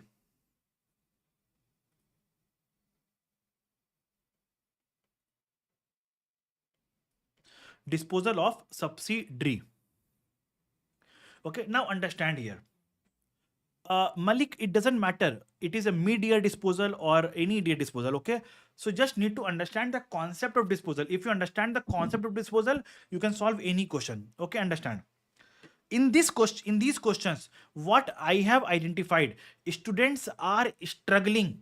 Students are struggling in reading the question. They know the concept. They know the concept, but students generally make mistake. Why? Because they are not reading the question itself properly. They are not reading the question itself properly. Now, how? Understand. The treatment is different in the individual FS of parent and the console FS. What is the difference of treatment? Understand.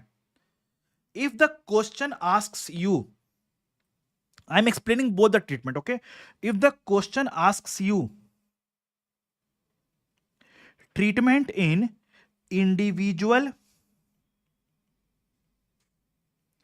FS of parent, then what you have to do? You have to take sale proceeds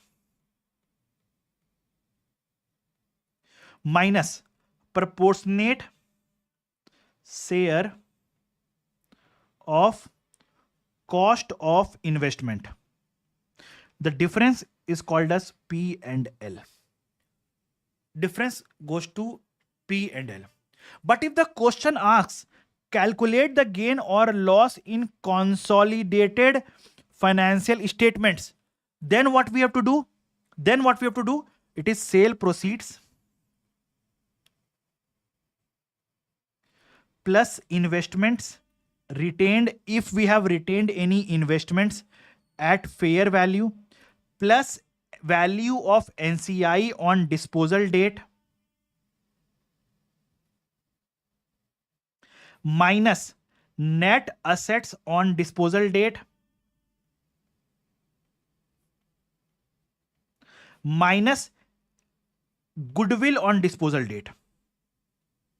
Goodwill on disposal date. This gives you the difference in console P&L. This gives you difference that goes to console P&L. Tell me, are you understanding this part? Are you understanding this part?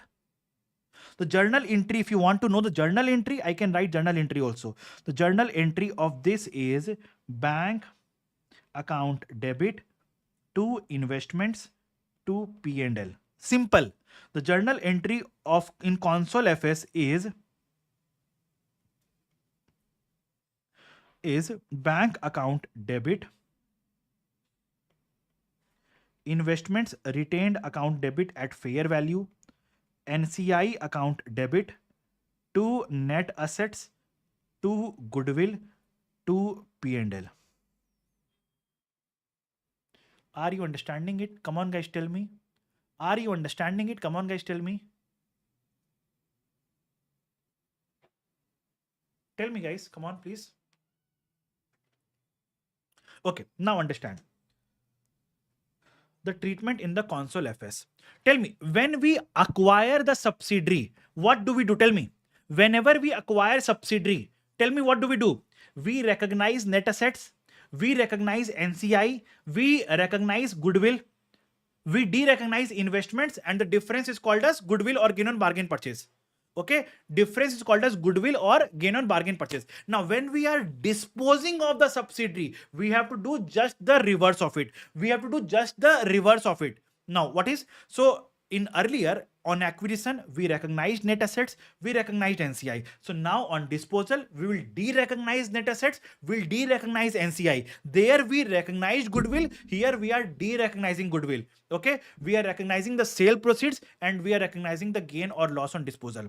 Now, question is asking, Karan is asking, what is investments retained? Let's suppose I had 60% shares of subsidiary company. Okay, now I disposed of 55%. I disposed of 55%, but I kept 5% with me. So now tell me, when I disposed of 55%, my control is gone. The control is gone. The subsidiary is gone. The subsidiary is gone. So that 5% which I have retained with me is called as investments retained, which will be recognized at fair value following the principles of IFRS 9 financial instruments. Is it clear, Karan? Is it clear, Karan? Is it clear, Karan? So whenever, let's suppose if I had 60%, disposed of 60% is called as full disposal. I have 60%, disposed of 55% is called as partial disposal. In case of partial disposal, we get the case of investments retained, which we recognize at fair value on the date of disposal. Clear? Now let us take up a question on this. Let us take up a question on this. Elder Mr. Company acquired a 70% holding in Bidford Company on 1st January 2004. This is the date of acquisition. This is the date of acquisition. This is the date of acquisition. And this is the value of investments. Okay. At that date, the fair value of the net assets on the date of acquisition, the fair value of the net assets was 700,000. Elder Mr. Measures non-controlling interest at its share of net assets, means proportionate share of net assets. So what is the value of NCI? 30% of 700,000, that is 210,000. So what is the goodwill? 600,000 plus 700,000 ka 30% NCI minus net assets of 700,000. This gives me a goodwill of 110,000 on date of acquisition. On date of acquisition, the goodwill is 110,000. Subsequently, the question says goodwill was not impaired, means goodwill will continue to be at 110,000 only. On 31st December 2006, Elderminster sold all of its shares, means it's a full disposal. It's a full disposal. All of its shares were sold for 950,000. At that date, the fair value of the Bidford Company's net assets was 850,000. Now, if the question asks you to find out the gain or loss in the console FS, then what we do? Recognize sale proceeds 950,000. NCI, derecognize. What is NCI? 850,000 ka 30%, that is 255, minus net assets 850 minus goodwill 110. Right? This gives me gain or loss on disposal 245,000. But if the question asks you to calculate the gain or loss in individual FS of the parent company, then what is the sale proceeds? 950. What was the cost of investment? 600. So this is 350. Are you understanding the difference between the two? Are you understanding the difference between the two?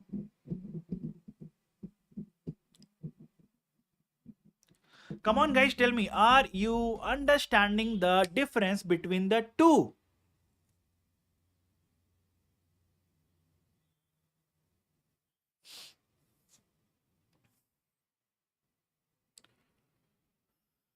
Okay, now next part, associates. Next part is associates. Now, what is the meaning of associate? 20% or more and up to 50%. Why? Because if it is more than 50%, it becomes a subsidiary. Okay, it becomes a subsidiary. Okay, now it's called as an associate. Now, in case of associate, what is the accounting treatment that we follow? We follow equity method. Okay, so understand, in the SFS of parent, we can measure it at cost or fair value or equity method. But in console FS, we don't have any option. We have to measure at equity method only. We have to measure at equity method only. What is the meaning of equity method?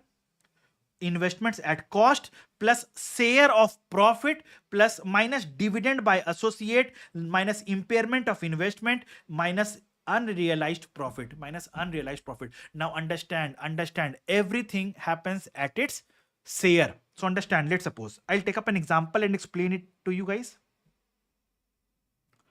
So let's suppose investment 30%.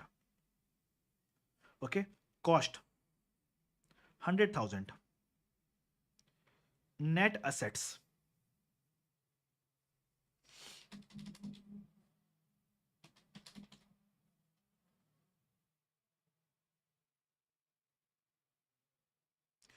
300,000. Okay, now tell me, I'm taking up two scenarios to explain you the entire part. I will be taking up two scenarios to explain you entire thing. Copy, paste.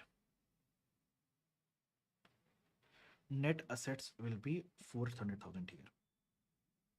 Chalo. Now tell me, in SFS of parent, in CFS of group, tell me the journal entries, what will happen here. In SFS of parent, I will record investment account debit to bank 100,000. And here also I will record the same entry. Copy, paste. Let us make it 100 and 300. Simple. Okay, now tell me, is that clear? Now, at year end 1. Okay, now further in console FS of group, we will also disclose goodwill. What is the value of goodwill here? So goodwill will be equals to investments of 100 minus 30% of 300. That is 10,000. 10,000 is goodwill. We will disclose. We will not recognize. We'll just disclose goodwill as 10,000. Is that clear? Is that clear, everyone? Tell me, guys. Okay. Now, here in this year, we earned a profit. We earned a profit of, let's suppose, 15. We earned a profit of 15. Will we do any treatment in SFS of parent? No, we will not do any treatment in SFS of parent. But will we do any treatment in console FS? Yes. What is the treatment? We'll write here console RE. Console RE. No, understand. Investments account debit to console RE by amount of 15 multiplied by 30%, that is 4.5. Are you understanding it? Let's suppose it says a dividend paid. Let's suppose it says dividend paid by associate. How much? 10. Then what will we do? In SFS of parent, what is the treatment that we do? Tell me. In SFS of parent, what is the treatment that we do for dividend? We record bank account debit to P&L. How much? 3. But in the case of CFS, what will we do? Tell me. In the case of CFS, what will we do? Tell me. So we'll write here console RE account debit 3 to investment 3. Okay. See, this is what is happening here. When there is associate company earns a profit, we recognize our share of profit. When the associate company gives a dividend, we reduce the investment by the dividend. We reduce. When the investment is impaired, we impair the investment. I believe you are understanding this part. Okay. Now coming to this case. Guys, this is a very important case which you should understand. Is a very important point. Understand. In this case, what happens? Understand. In the treatment in the case of here will be same. Copy. This is a very important point, guys. Okay. The treatment here is same, but the treatment here will change. How come? See here. Just see. When I say the disclosed goodwill, so what I say, investment is 100 and net assets is 30% of 400 now, because the net assets is 400, which comes to 120. And it is not a case of goodwill. Rather, it is a case of gain on bargain purchase. It's a case of gain on bargain purchase of 20. Now understand, if there is a case of gain on bargain purchase, you have to recognize the same. You have to recognize to gain on bargain purchase 120, and your investment will become 120. This might come in section A or section B, and if you don't know, you will end up making a mistake here. If you don't know, you will end up making a mistake in the exam. If you don't know, you will end up making a mistake in the exam. Tell me, guys, is it clear, everyone? Is it clear, everyone? Is it clear, everyone? Come on, guys, please tell me. Is it clear, everyone? Come on, guys, please tell me. Okay. Now, this was a very, very, very important point. This was a very, very important point. It's very important point. Okay. Now, coming to unrealized profit, the intra-group trading between parent and associate. Okay. Now understand, when the associate company sells to parent company, when the associate company sells to parent company, tell me who has earned the profit? Associate company has earned the profit. So what we have to do? Where does the profit of associate company recorded? Consol RE. So we reverse post acquisition profits of associate account debit. Now, who has the inventory? Parent. Are we recognizing the parent inventory in the console FS? Yes. So to inventory. To inventory. But if the parent sells the goods to associate, who has the inventory? Who has the inventory? Associate. Are we recording the inventory of associate in the console FS? No. So then we do the adjustment in the investment figure, not in the inventory. So guys, understand a very important point. Guys, understand a very important point. Okay. If the associate sells to parent company, you are not required to adjust. You are not required to adjust. You are not required to adjust the balance of investment. You are not required to adjust the balance of investment. You are not required to adjust the balance of investment. Is it clear, everyone? Is it clear, everyone? This is a very common mistake which I see in the students' notebook while taking tests. This is a very common mistake. Very common mistake. Please be careful. Please be careful. So in the case of associate, two things which you should be careful is unrealized profit and gain on bargain purchase. I'm repeating the treatment again. If it is a case of gain on bargain purchase, increase the value of investments by gain on bargain purchase and record the gain on bargain purchase in console RE. Entry will be investment account debit to bank to console RE. Okay. Now, if it is a case of unrealized profit from associate to parent, do not adjust the unrealized profit with the investment figure. Do not adjust the unrealized profit with the investment figure. I am very important. I am please guys, I'm specifying on this part. I'm specifying on this part. Okay. It is a very important point which you should be careful in the exam. So this completes my discussion on group accounting. Few important theory points. Let us highlight that. Okay. Now, what is the meaning of business acquisition or a business combination? So business combination means whenever an acquirer acquires control over the business of other company, that is called as business acquisition. What is the meaning of control? Control means three conditions. Power over investee should be there, the rights and exposure to variable returns, and ability to exercise its power to affect the returns. Okay. Now, measurement period concept. What is the meaning of measurement period concept? This is called as the date of acquisition. The measurement period ends 1 year from the date of acquisition. Now, if any information becomes available in the measurement period which exists on date of acquisition, so then we take the impact to the goodwill and NCI. Okay. If any information becomes available in the measurement period, but that arises after date of acquisition, it will not impact my NCI and goodwill. Okay. If any information becomes available after measurement period, whether or not it exists on date of acquisition, irrespective of that, it will not impact my NCI and goodwill. Okay. The accounting policies of the parent and subsidiary should be uniform. If it is not uniform, then the accounting policies of the subsidiary companies are made uniform in line with that of parent company. Okay. Now there are few conditions given. Or there are few cases given in which cases there are there is an exemption from the preparing group financial statements, which you can read on your own. Nothing difficult. I'll just highlight that. Okay, if the entity is a wholly or a partly owned subsidiary of another entity. Okay, now the debt, and there is an and there is an and there is an and there is an and means all the condition has to be satisfied. Okay, and the debt or equity are not traded, not in the process of trading.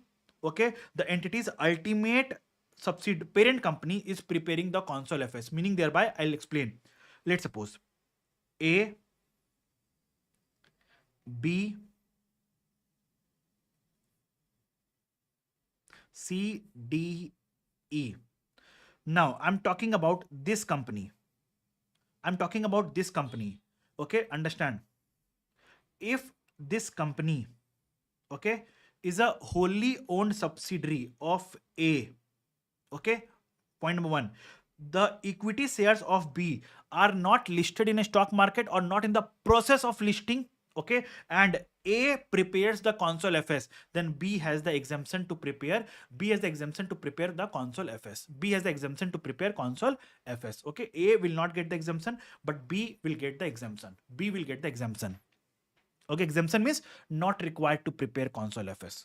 This is the end of the console financial statements. But one thing, I have highlighted few mistakes. I have highlighted few mistakes from the group accounting. How many mistakes? Around 26 mistakes from group accounting. These are commonly made mistakes in the group accounting chapter, which you should never avoid. Which you should never avoid. Okay, guys. And also, not only highlighted, I have made up a video also in the same. Where is the video? Where is the video? See, this is the video. Can you see this video?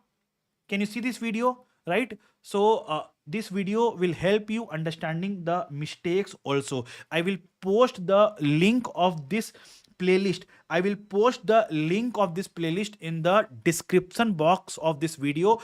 Guys, I recommend, strongly recommend, please do not miss any of these videos. They are not very big videos, not long videos, small videos, but very relevant for your exams. Very much relevant for your exams. Very much relevant for your exams. Okay. Now, Karan has a query. Sir, in cases of A to P and P to A, inventory or from inventory. Understand, Karan. I'm repeating the part again. If it is associate to parent, post share of profit of associate, account debit to inventory is the journal entry which we have to pass. If it is parent to associate, console RE, account debit to investment in associate. This is the treatment. How to calculate unrealized profit? It is equals to unrealized profit multiplied by associate percentage. Do not forget this part. Do not forget this part. Gain on bargain purchase, I have explained in my mistakes video also. See this part. On initial recognition, calculate goodwill on acquisition of associates.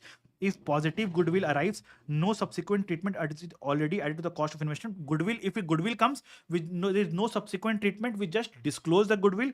But if negative goodwill comes, means gain on bargain purchase, then recognize the same as capital reserve. The general entry will be investment associate account debit to gain on bargain purchase.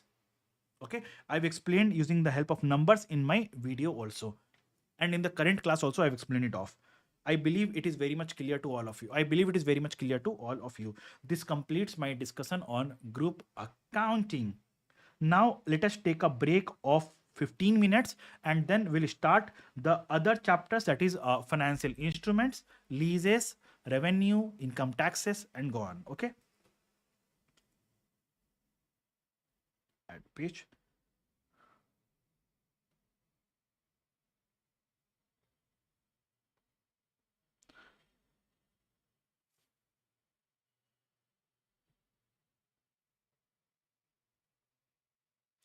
We'll resume at 1. 4:20 p.m. India time.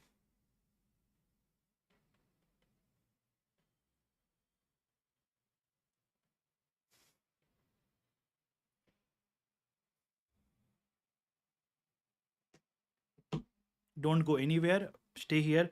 Like the way we have revised the entire group accounts, we'll revise other chapters also. Okay.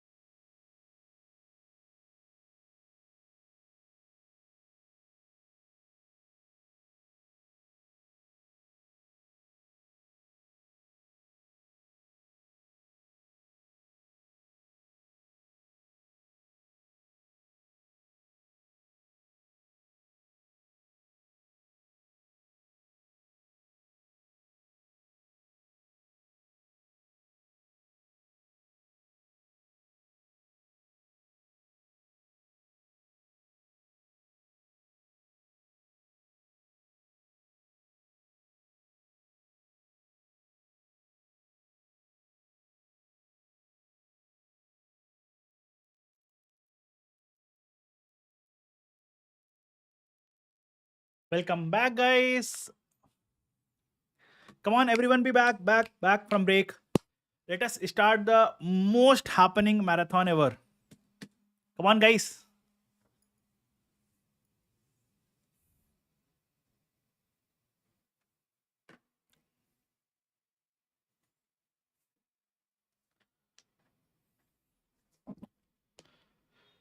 Lakshita is asking me, sir, parent to associate URP समझ नहीं आया.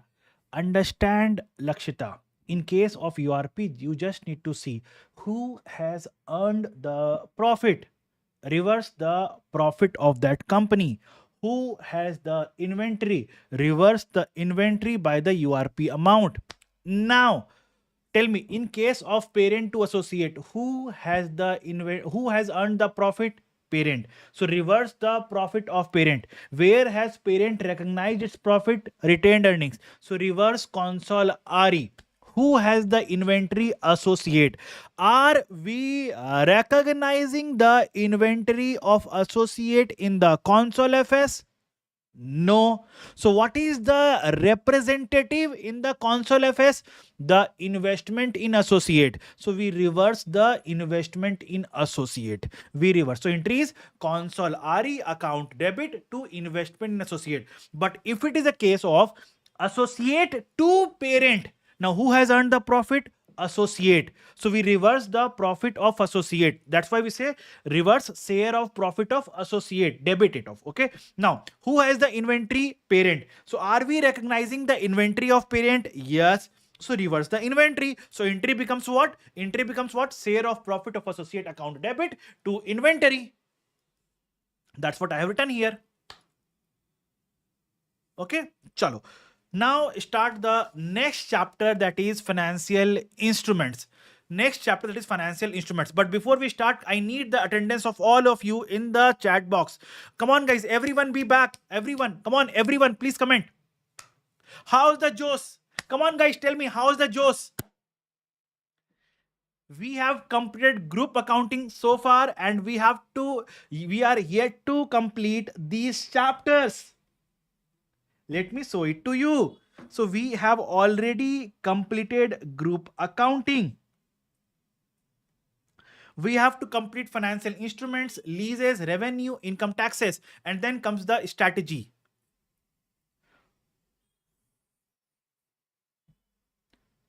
Come on, guys, tell me.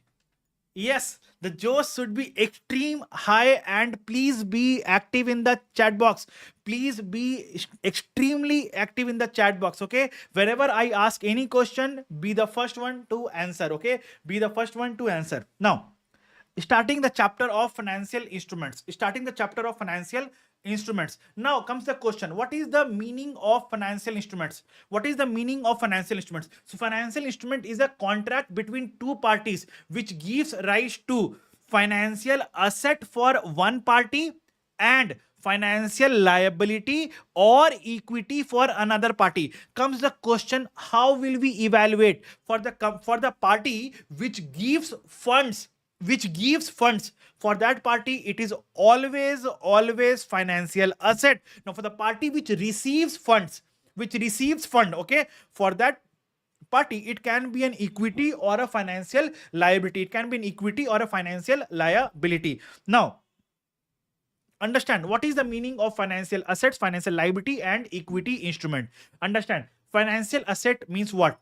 It's a cash plus investment in equity instruments of another company. Now tell me, when I say investment in equity instruments of another company, which equity investments are we considering? Which equity instruments are we considering under financial instruments? Less than 20%, because if it is 20% or more, it goes to the scope of group accounting. It is no more in the scope of financial instruments. I believe you are understanding this part. Okay.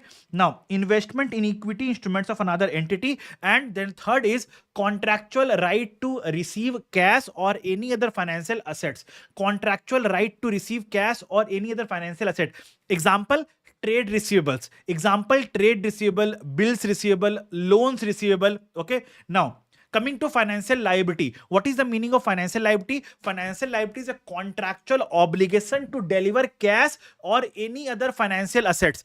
Contractual obligation to deliver cash or any other financial assets. Now let me ask you few questions. Tax liability, is it a financial liability? Tax liability, because we have an obligation to pay cash, but is it a financial liability? No. Why? Because that's an statutory obligation, not a contractual obligation. It's a statutory obligation, not a contractual obligation. Okay, now contract liability, is it a financial liability? No. Why? Because that under that liability, we do have contractual obligation, but our obligation is not to deliver cash. Rather, our obligation is to deliver goods or services. Hence, that is also not a financial liability. Hence, that is also not a financial liability. I believe you are understanding the meaning of financial liability. It should be a contractual obligation to deliver cash. Contractual obligation to deliver cash. Contractual obligation to deliver cash. Okay.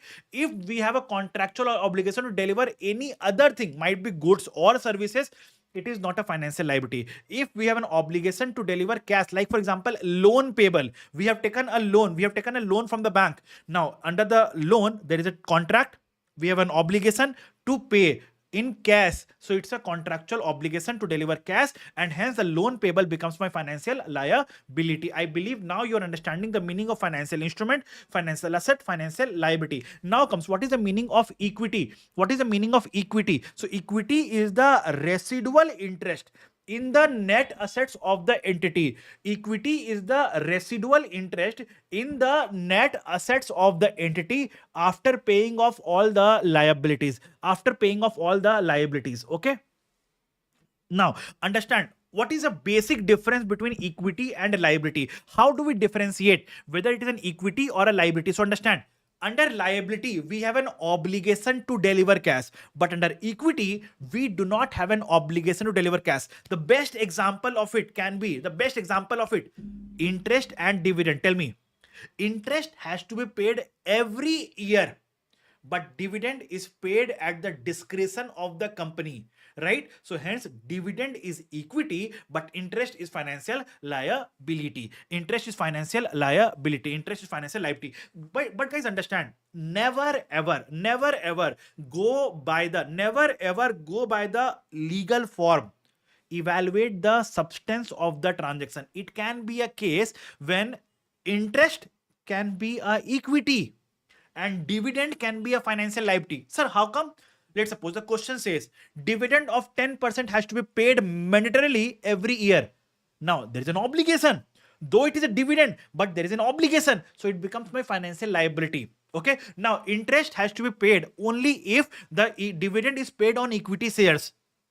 So it is paid on discretion of the company, not mandatorily, it is not required to be paid every year. Okay. There is no obligation to pay every year. So interest in that case becomes my equity.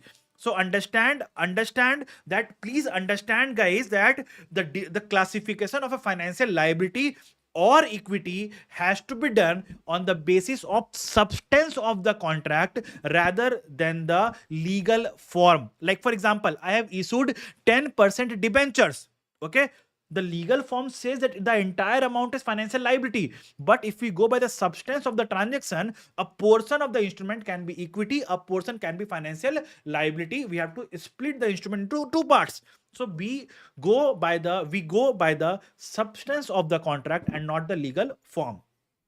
Okay. Now, coming to the accounting treatment of financial liability. Accounting treatment of financial liability. So let me explain one thing. I believe this, what I'm going to explain now is a query of most of the students. So let us clear once for all. Let us clear once for all. Add page. Treatment of transaction costs. Tell me, how many of you struggle in this transaction cost?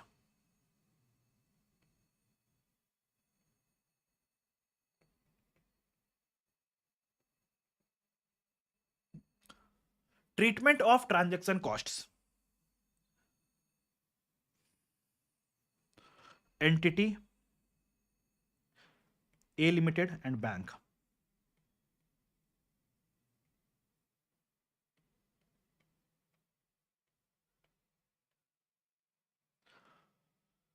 right? Bank has given a loan of $100,000. A Limited paid processing fees of $500,000 plus A, and there is an agent. A Limited paid commission of $2,000. Bank has also paid a commission of $2,000. First of all, tell me, for A Limited, it is a financial liability or a financial liability or a financial asset? For A Limited, it is a financial liability or a financial asset? It is a financial liability. Okay, now tell me, financial liability, financial liability is always recorded initially the net amount received. Initially, the financial liability is recorded always at the net amount received. Tell me, what is the net amount of financial liability? Tell me, what is the net amount that we have received? We received how much? 100,000. We paid how much? 5,000. We paid how much? 2,000. So what is the net amount that we receive?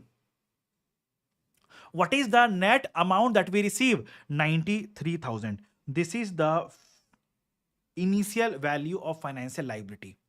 This is the initial value of financial liability in all the cases. Okay. Subsequently, financial liability is recorded at amortized cost method. Subsequently, financial liability is recorded at amortized cost method. Tell me, is it clear, everyone? Now, for bank, it is financial asset. For bank, it is a financial asset. Now tell me, financial asset can be classified under three categories. Can you please tell me the three categories of financial asset? Financial asset at amortized cost method, financial asset at FVT OCI, and financial asset at FVT P&L. Tell me yes or no. Now, in this case, if the FA is at amortized cost method, what is the value at which FA will be recognized? Net amount outflow. What is the net outflow? We paid 100,000. We paid 2,000. We received 5,000. So what is the net outflow? Tell me. 100 and 2,000 minus 5,000 is 97,000. So FA will be recorded at 97,000. FA will be recorded at 97,000, but here the FA will be recorded at 100,000, and the transaction cost of 5,000 and 2,000, okay, transaction cost of 5,000 and 2,000, this is a gain, this is a loss, will go to P and L. Is that clear, everyone? The treatment of transaction cost, is it clear to everyone? Come on guys, tell me please. Is that clear, everyone? Are you understanding the overall treatment of transaction cost now?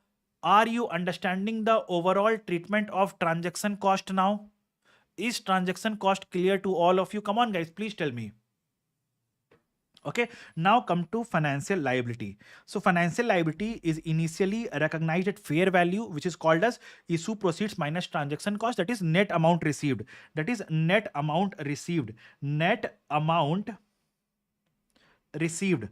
Subsequently, financial liability is recognized at amortized cost, but there are certain exceptions. Wherein the financial liability is recorded at FVT P&L. The exceptions are derivative financial liability and contingent consideration, wherein the financial liability is recorded at FVT P&L. Now, how is financial liability recognized? Initially at the net amount received. Subsequently at the amortized cost method. Under amortized cost method, what happens? We record at finance cost at the effective interest rate.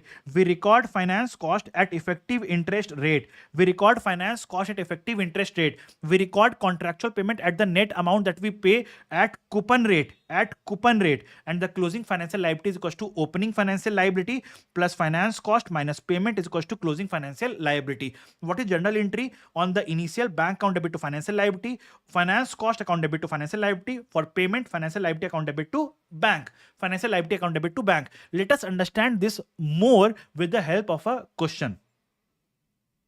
So let's suppose this is the question. Viking issues $100,000 5% loan note on 1st January 2004. Issuing cost is 3,000. So now tell me, initially at what amount will I record my financial liability on the 1st January X4? At what amount will I record my financial liability? At what amount will I record my financial liability? 100,000. 100,000 minus 3,000 is 97,000. 97,000. Now subsequently I will record my finance cost at the rate of effective interest rate on 97,000 and contractual payments at the rate of coupon rate on face value, that is 100,000. Okay, now what is the question asking for? Question is asking what is the finance cost? What is the finance cost to be shown in the statement of P&L for the year ended 31st December 20x5. Question is not asking for this year. Question is asking for this year. So let us find out. So now tell me, what is the finance cost for this year? Finance cost will be 8% of 97,000. 97,000 ka 0.08. 97,000 multiplied by 8% is equals to 7760. Now what is the payment? Payout is equals to 100,000 ka 5% is equals to 5,000. So what is the balance here? Financial liability, it is equals to 97,000 plus 7760 minus 5,000. That comes to 97,000 plus 7760 minus 5,000. That comes to 99760. 99760. Now, what is the finance cost for this year? What is the finance cost for this year? So finance cost for this year will be equals to 99760 multiplied by 8%, which is equals to into 0.08. It is equals to 7981 is the answer. So B is the answer. So B is the answer. Is that clear, everyone? Tell me, guys. So read the question carefully. In this type of question, what I have noticed in the what students are doing is they write 7760 is the answer. Why? Because they don't see 31st December 2005. They are just so much excited after reading the question that they know the answer that they forget to read the date itself. Okay, so please read the date carefully, my dear friends. Please read the date carefully. Now one more question. Question says on 1st January 2002, XYZ issued $1 million 4% loan note at a discount of 5%. These loan notes are redeemable in 5 years at a premium of 10%. So now understand. So I have issued on 1st January 20x2, I have issued a loan of 1 million at a discount of 5%, meaning thereby how much? 0.95. 950,000. 950,000 is the initial amount of my financial liability. Now, it is for how many years? 5 years. 1, 2, 3, 4, 5. So here every year I will pay 4% of it. So 4% of 10 lakh 0.04 is 40,000. 40,000. 40,000, 40,000, 40,000. Now here I will pay how much? I will pay a premium of 10%. Means the amount is 1 million with a premium of 10% means 1.1 million is what I am going to pay. Now the question is asking, see, understand, since there is a transaction cost, I will record the finance cost at the rate of effective interest rate. But is the question giving me effective interest rate? No. What is the question asking? What are the total finance costs that should be charged to P&L over the 5-year term of loan notes? Now the question is saying over the entire 5 years, over the entire 5 years, what is the amount of finance cost? So now understand, finance cost over the entire year of 5 years will be equals to, a very important question, finance cost over the entire year of 5 year equals to the interest that you pay, plus transaction costs, Now tell me, what is the interest that you are paying every year? 40,000 for 5 years. Plus, what is the transaction cost incurred here? 50,000. Plus, what is the transaction cost incurred at the end of the year? Premium of 0.1 million means 100,000. So what is the total amount? 40,000 into 5 is 200,000 plus 100,000, 300,000, 350,000. The answer is 350,000. 350,000 is the answer. Are you understanding it? Are you understanding it? So if question of this type comes in the exam, you will struggle. Sir, you told you have to record finance cost at effective interest rate. Yes, we have to record at effective interest rate. But the question is not asking for a particular year. Question is asking for the entire loan term. So the entire loan term, what is the cost that we have incurred? What is the cost that we have incurred? We have incurred 40, 40, 40, 40, 40. We have incurred 0.1. We have incurred 50,000 here. Okay. Should we discount it? No, Aniket. We are not required to discount it. We are not required to discount it. Okay. No present value. No present value, guys. No present value. Understand? The question is asking total finance cost. See, present value concept comes if the question says what is the value on this particular date, then the concept of present value might come. But is the question asking? No. Question asking over the 5 year, over the period of 5 year, what is the total cost that you recognize? Okay, so we are saying 50,000 we recognized here, 40,000 we are recognizing here, and 0.1 million here. So total is 350,000. Are you getting my point? Are you getting my point? Come on, guys, tell me. Okay, now that completes my financial liability. Now coming to compound financial instruments. What is the meaning of compound financial instruments? What is the meaning of compound financial instruments? An instrument which has the features of equity and liability both. An instrument which has the features of equity and liability both is called as compound financial instrument. Now, how do we account for this compound financial instrument? So we have to separate the instrument to equity and financial liability. We need to separate the instrument into equity and financial liability. Now, how do we separate? So first of all, we need to identify. We need to identify the equity and the financial liability. How to identify? So understand.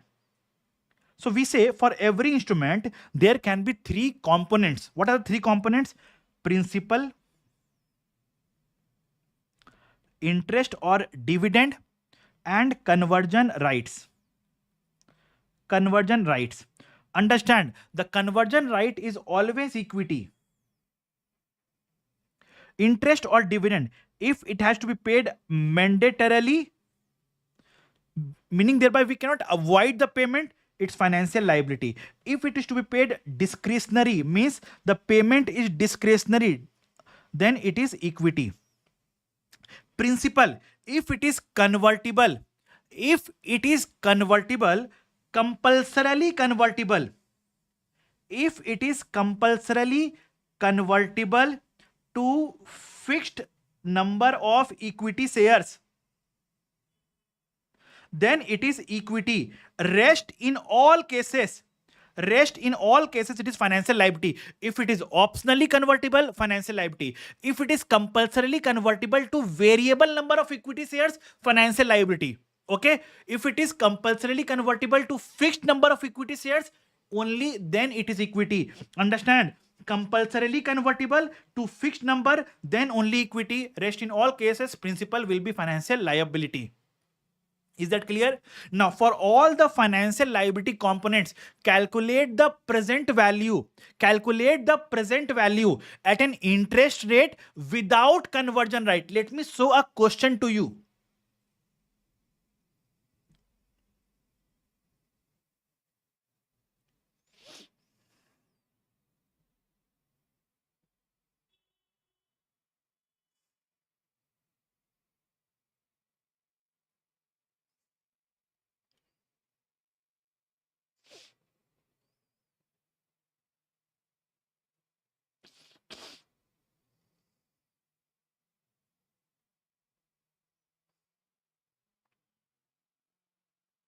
See here.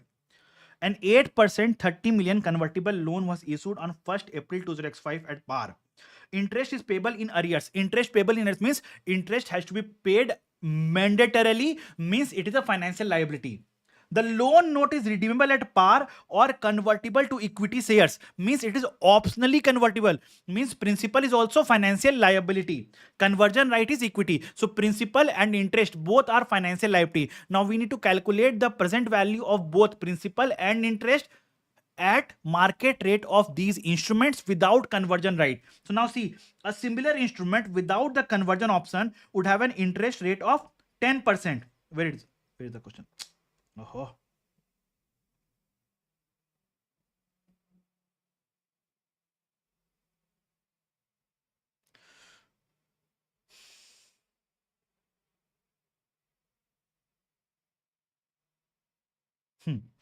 10% is the market rate of similar instruments. So we'll calculate the present value at the rate of 10%. At the rate of 10%. Now this present value will be called as financial liability, and the rest value is called as equity. And the rest is called as equity. And the rest is called as equity. Just to show you with the help of a question. So let me calculate this also. Let me help you. Add page.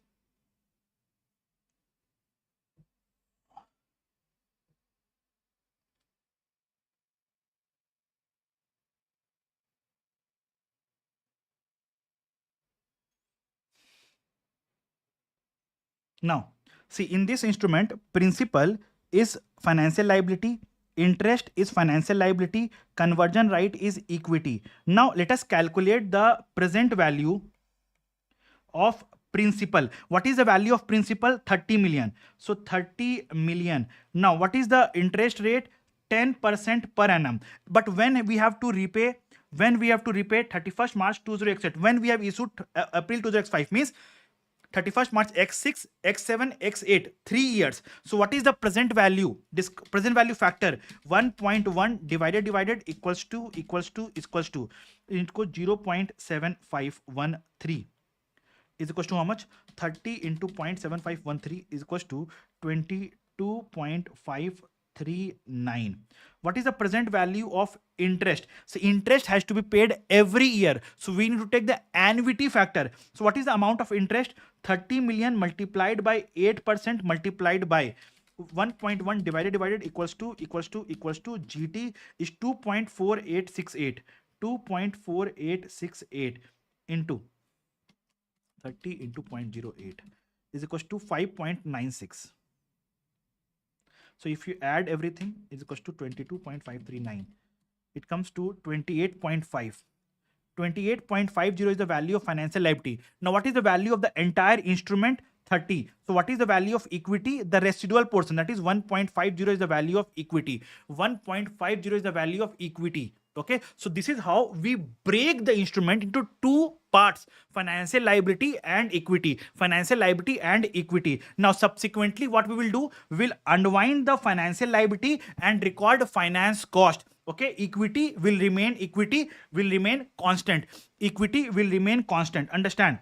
Subsequently, equity will remain constant. Financial liability is amortized cost method. That is, we unwind using the same discount rate, that is 10%.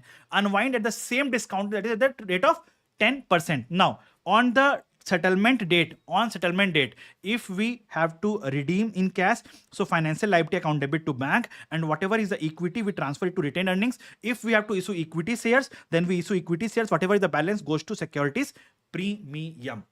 Tell me, is the compound financial instrument clear to everyone? Is the compound financial instrument clear to everyone? Okay.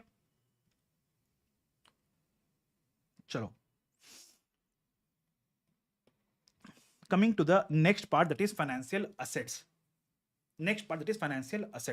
Now, as we know, the financial assets can be classified, can be measured using three methods: amortized cost method, FBT P&L, and FBT OCI. But comes the question, how do we classify that whether the financial asset will be recorded at amortized cost or FBT OCI or FBT P&L? So for that, the standard says that there are two tests that we have to do.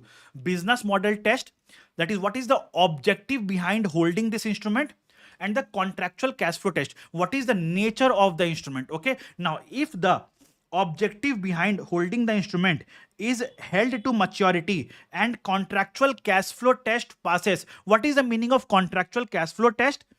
So we will receive only interest and principal, that too on specified dates, and there are no other contractual rights. Then we say contractual cash flow test passes. Okay, if the instrument is held till maturity and the contractual cash flow test passes, we record the instrument at amortized cost method. I believe someone was asking me, sir, why investment in equity instruments cannot be kept at amortized cost method? Now tell me, if we are making any investment in equity instruments,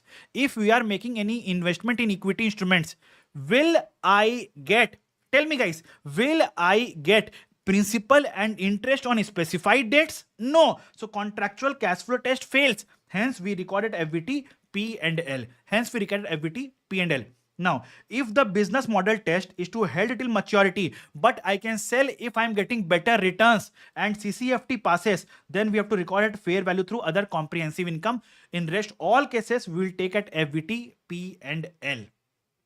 Okay. Now, what is the measurement of financial asset? How do we measure a financial asset? So if the financial asset is classified at ACM and FVT OCI, we record the financial asset initially at the purchase price plus transaction cost. Okay, but if the FA is at FVT P&L, we record the transaction cost to P&L. That's what I have done here. See. So if the FA is at amortized cost method, we capitalize the transaction cost. If the FA is at FVT OCI, we capitalize the transaction cost. But if the FA is at FVT P&L, we transfer the transaction costs to P&L. Is that clear, everyone? Tell me guys, come on. Is that clear, everyone?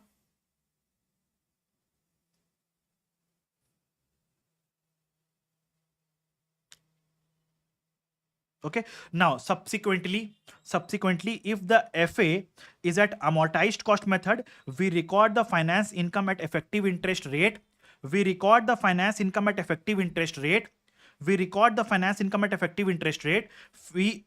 FA is at amortized cost method, we ignore the fair value changes. Okay, if the FA is at amortized cost method and we are selling the FA, then the gain or loss on sale goes to P&L. If the FA is at FVT OCI, fair value through other comprehensive income, then the finance income is recognized at effective interest rate, the same amount as that of amortized cost method. These two amounts will be same. Okay, but additionally, if the asset is at FVT OCI, we record the gain or loss, fair value gain or loss, in other comprehensive income as well. Now understand, when we sell the asset at FVT OCI, the gain or loss on sell goes to other comprehensive income. Okay, on that date, on the date of sale, we see whatever is the cumulative gain or loss in OCI, that has to be recycled either to P&L or to other equity. Okay, now if it is recyclable, then we transfer to P&L. If it is not recyclable, we transfer to other equity. Sir, can you please give an example of both? Okay, investment in debt instruments of another entity, that is a financial asset. Okay, so if there is a cumulative gain or loss that was recognized in other comprehensive income, so on sale, we transfer that to P&L. If there's an investment in equity instruments of another entity recognized at FVT OCI, so on disposal, we transfer that to other equity. The cumulative gain or loss is transferred to other equity. Okay, now investment in equity instruments of another entity, ideally we recognize that at FVT P&L. Okay, but we do have an irrevocable option at the time of initial recognition. Okay, to measure at FVT OCI. What does it mean? Understand. So let's suppose I am purchasing an investment in equity instrument here. Okay, I measured at FVT P&L. Now subsequently, can I measure at FVT OCI? No. Why?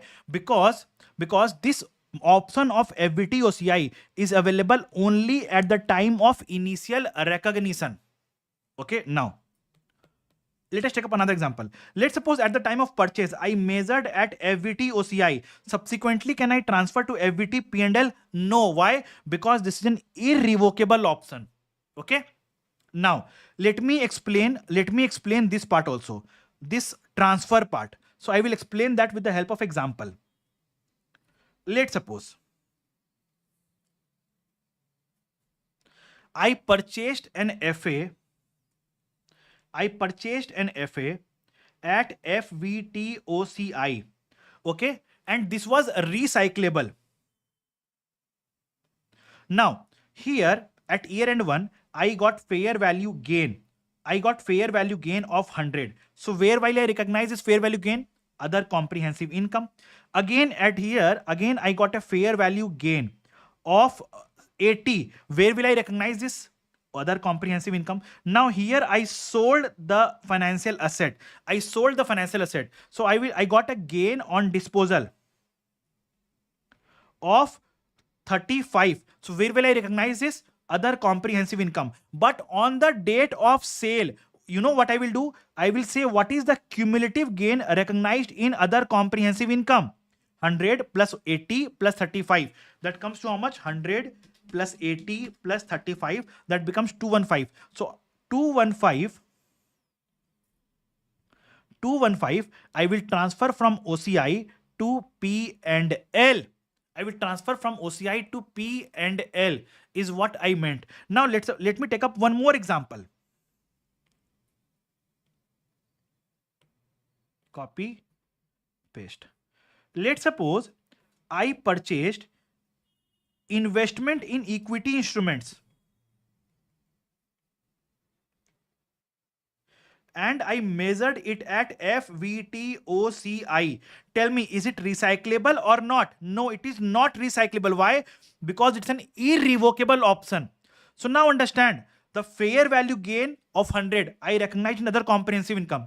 Fair value gain of 80, I recognize in other comprehensive income. I sold the equity instruments. Fair value gain on the gain on disposal of 35, I recognize in the other comprehensive income. Now this cumulative gain of 215, will I transfer to P&L? No, I will not be able to transfer to P&L. Rather, I will transfer to retained earnings.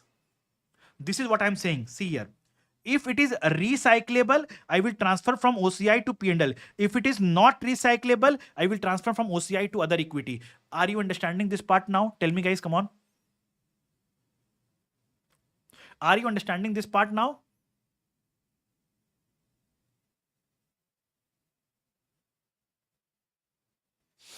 Come on guys, tell me, come on.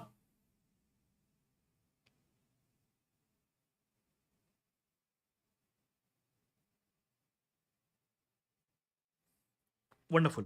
Now, moving on to the de-recognition of financial asset. So when do we de-recognize a financial asset? Come on guys, tell me. When do we de-recognize a financial asset? When the right to receive the cash expires. When the right to receive the cash expires, we de-recognize the financial asset. Okay. Or when we transfer the right to receive cash, then also we de-recognize the financial asset. Now understand, the transfer happens in two methods. The transfer of FA, transfer of financial asset, happens in two ways. Recourse arrangement and non-recourse arrangement. What is the meaning of non-recourse arrangement and recourse arrangement? Let's suppose I had a receivable of $100 from Lakshita. Okay. But Lakshita told me that, sir, I will pay this amount of $100 after 3 months, but I'm in need of money right now. So what will I do? I go to the bank and sell this trade receivable of 100 to the bank. And I tell to bank, see, this 100, I am selling it to you. You pay me 70 now. And this entire responsibility of collecting $100 from Lakshita is of the bank. If Lakshita pays, the gain is of the bank. If Lakshita fails to pay, the loss is of the bank. Bank cannot come back to me for gain or loss of anything, any sort. So in that case, what happens? This is called as non-recourse arrangement. Means bank cannot come back to me. I have transferred the receivables to the bank with all the risk and the rewards. So in that case, if it is sold under a non-recourse arrangement, non-recourse, bank cannot come to me, then in that case, I de-recognize FA. I de-recognize financial assets, and the entry is bank account debit to financial asset, and it is the gain or loss goes to P&L. Okay, gain or loss goes to P&L. But now, if I have sold on a recourse arrangement, meaning thereby, if Lakshita fails to pay, bank will come to me for asking to make good the loss. Okay, bank will come to me. Okay, bank will come to me. So in that case, it is called as recourse arrangement. Means the risk of payment is still with me. So it is called as whatever money that the bank has given to me. Is it called as derecognition of FA? No, no, no. We cannot derecognize FA. Cannot de-recognize FA. Rather, it is called as taking a loan, keeping the FA as a mortgage. So in this case, what is journal entry which we pass? Bank account debit, bank account debit, bank account debit to financial liability. FA continues to be recognized as it is. FA financial asset continues to be recognized as it is. Tell me, is it clear? Is it clear, everyone? Now, in the chapter of financial instruments, I see that there are many interest rates, and students generally tend to get confused.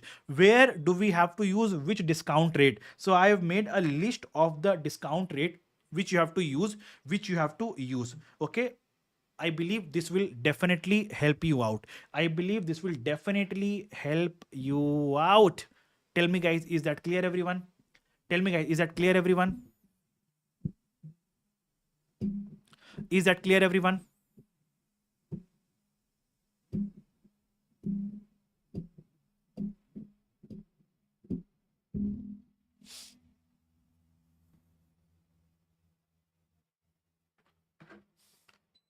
Chalo.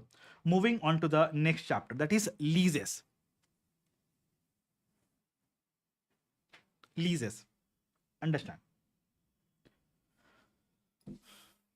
Guys, just one thing. What I have done is leases and financial revenue.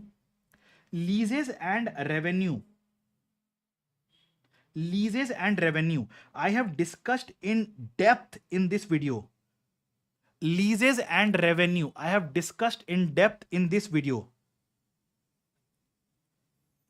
Leases and revenue. I have discussed in depth in this video. I will strongly recommend you to refer this video for leases and revenue. Okay, for leases and revenue, I will strongly recommend. See, now understand one more thing. You won't face any struggle in watching this video. Why? You know why? I'll show you to you something. I will show something to you. Just give me a minute, please. Just if you come to the description box of this video, see what I have done here. I have given the timestamps. Like if you click on revenue here, you will directly reach revenue part. If you click on leases, you will directly come to the leases part. Okay, so you are not required to find where I have discussed which chapter. You won't face any struggle in that. Okay, you won't face any struggle in that.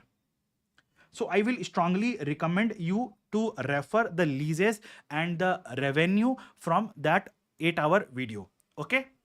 Now one query is coming up, sir. Please repeat recycle wala part. Okay, I'll do that. No worries. I'll do that.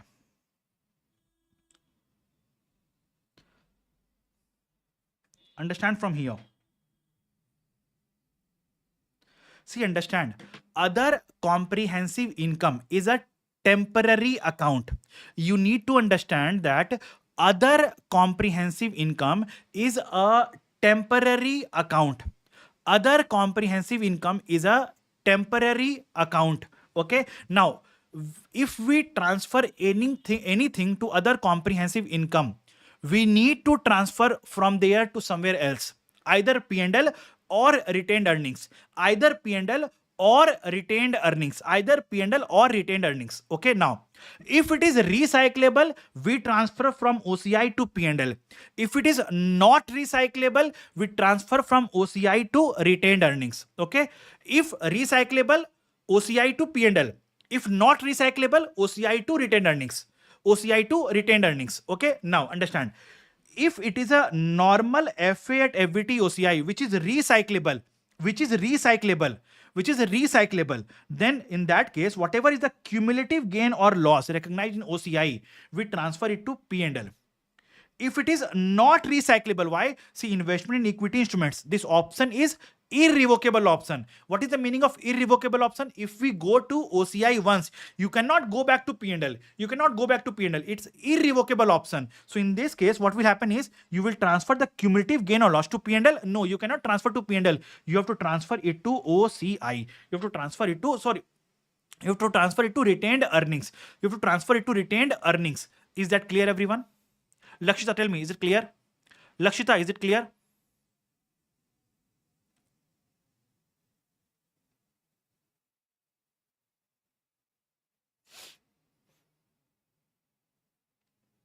Is it clear, Lakshita?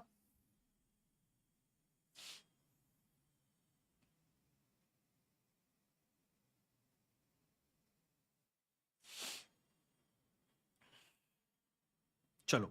Moving on to the income taxes, a very important point. Income taxes, leases and revenue, you have to manage from the video, okay? Leases and revenue, I believe you can watch from the video. I believe you can watch, okay? Chalo, coming to income taxes. Now understand, income taxes are divided into two parts, current tax and deferred tax. Current tax and deferred tax. Now, the treatment of income taxes has to be discussed from two perspectives, current tax perspective and deferred tax perspective. So let us first of all discuss the current tax perspective and then we will discuss the deferred tax. Okay. Now, current tax. What is the amount that gets recognized in P&L? Okay, so tax provision for the current year. What is the provision that is required for the current year? Now, then you have to see the trial balance. Then you have to see the trial balance. In the trial balance, if it is an under provision in previous year, if there's an under provision in the previous year, so you have to add that. How will you understand? How will you understand? How will you understand that what is the meaning of under provision, or is it an under provision or over provision? So if it is a debit balance in trial balance, if it is a debit balance in trial balance, it means it is an under provision. It means it's an under provision. Okay. Now, if it is a credit balance in trial balance, then it's an excess provision. It's an excess provision. This is the amount which of current tax which will be recognized in P&L. Is that clear, everyone? Tell me. Is that clear, everyone? Is that clear, everyone? Okay, now what is the amount that gets recognized in SOFP? So whatever is the provision for the current year is their current liability. Whatever is the tax refund for the current year is your current tax asset. Let me explain this with the help of an example. This is the question. Okay, we will discuss it from the point of view of current tax first of all, and then we'll discuss from the point of view of deferred tax also. First of all, I'm discussing this question from the point of view of current tax.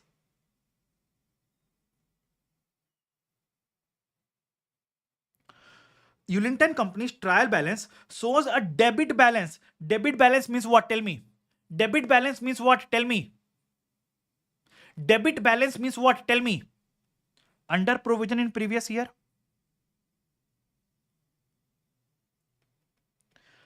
Debit balance means under provision in previous year. Now it has to be added to the current year tax expense. Okay. So what is the amount which you record in P&L? Okay. Now see, the tax charge for the current year is 16.2. So the P&L is 16.2 plus 2.1 is 18.3. Is that clear? Now, what is the amount in SOFP? So SOFP, you will record current tax liability of how much? 16.2 million. 16.2 million. Why not 2.1? Because this 2.1 is pertaining to previous year, already paid in the current year. It is already paid. This 2.1 is already paid in the current year, is already paid in the current year. Okay, so this is not my liability. My liability is only for the current year charge. Why? Because this will be paid in the next year.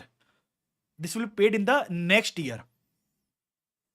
Now, is it clear, everyone? From the current tax perspective, let me discuss one more question. Just a minute.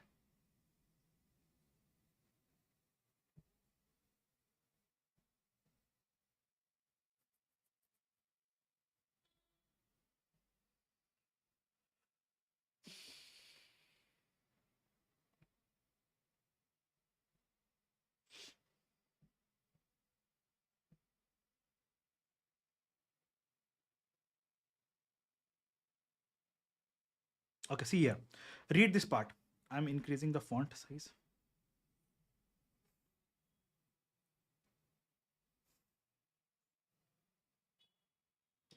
A provision of point number 4. Point number 4. A provision of income tax of 30 million is required for the current year.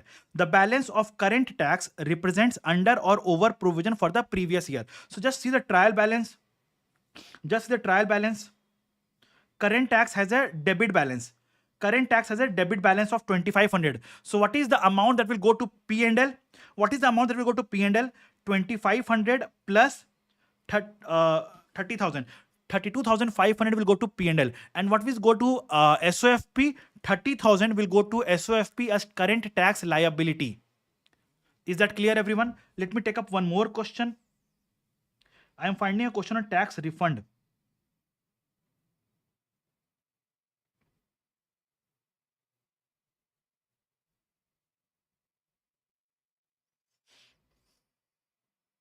Yes, see, income tax refund for the year is 2.53 million. And what is the, see here, 2.53. And what is coming in the trial balance? See, trial balance, tax, equity shares, retained earnings, common loan, trade and the receivable, cash and bank. Nothing is given, kya? Nothing is given. Okay, now. So in the P&L, we'll record 2.53 million as a tax credit, and in SOFP we will record tax asset of 2.53 million. In SOFP we'll record 2.53 million ka tax asset. I believe it is very much clear to everyone. For current tax perspective, I believe it is clear. Just see this part again. Tax expense in P&L is provision for current year plus under provision minus excess provision. Is that clear, everyone? Is that clear, everyone? Now, coming to deferred tax. So now deferred tax, you need to understand. First of all, you need to find out for deferred tax, let me write here and explain to you guys.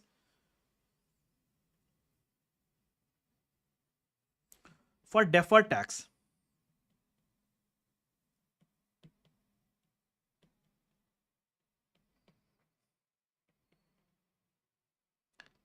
you need to find out the carrying amount. You need to find out the tax base, which ideally will be given in the question. Okay, which ideally will be given in the question. Okay, now what you need to find out is temporary difference, which will be equals to carrying amount minus tax base.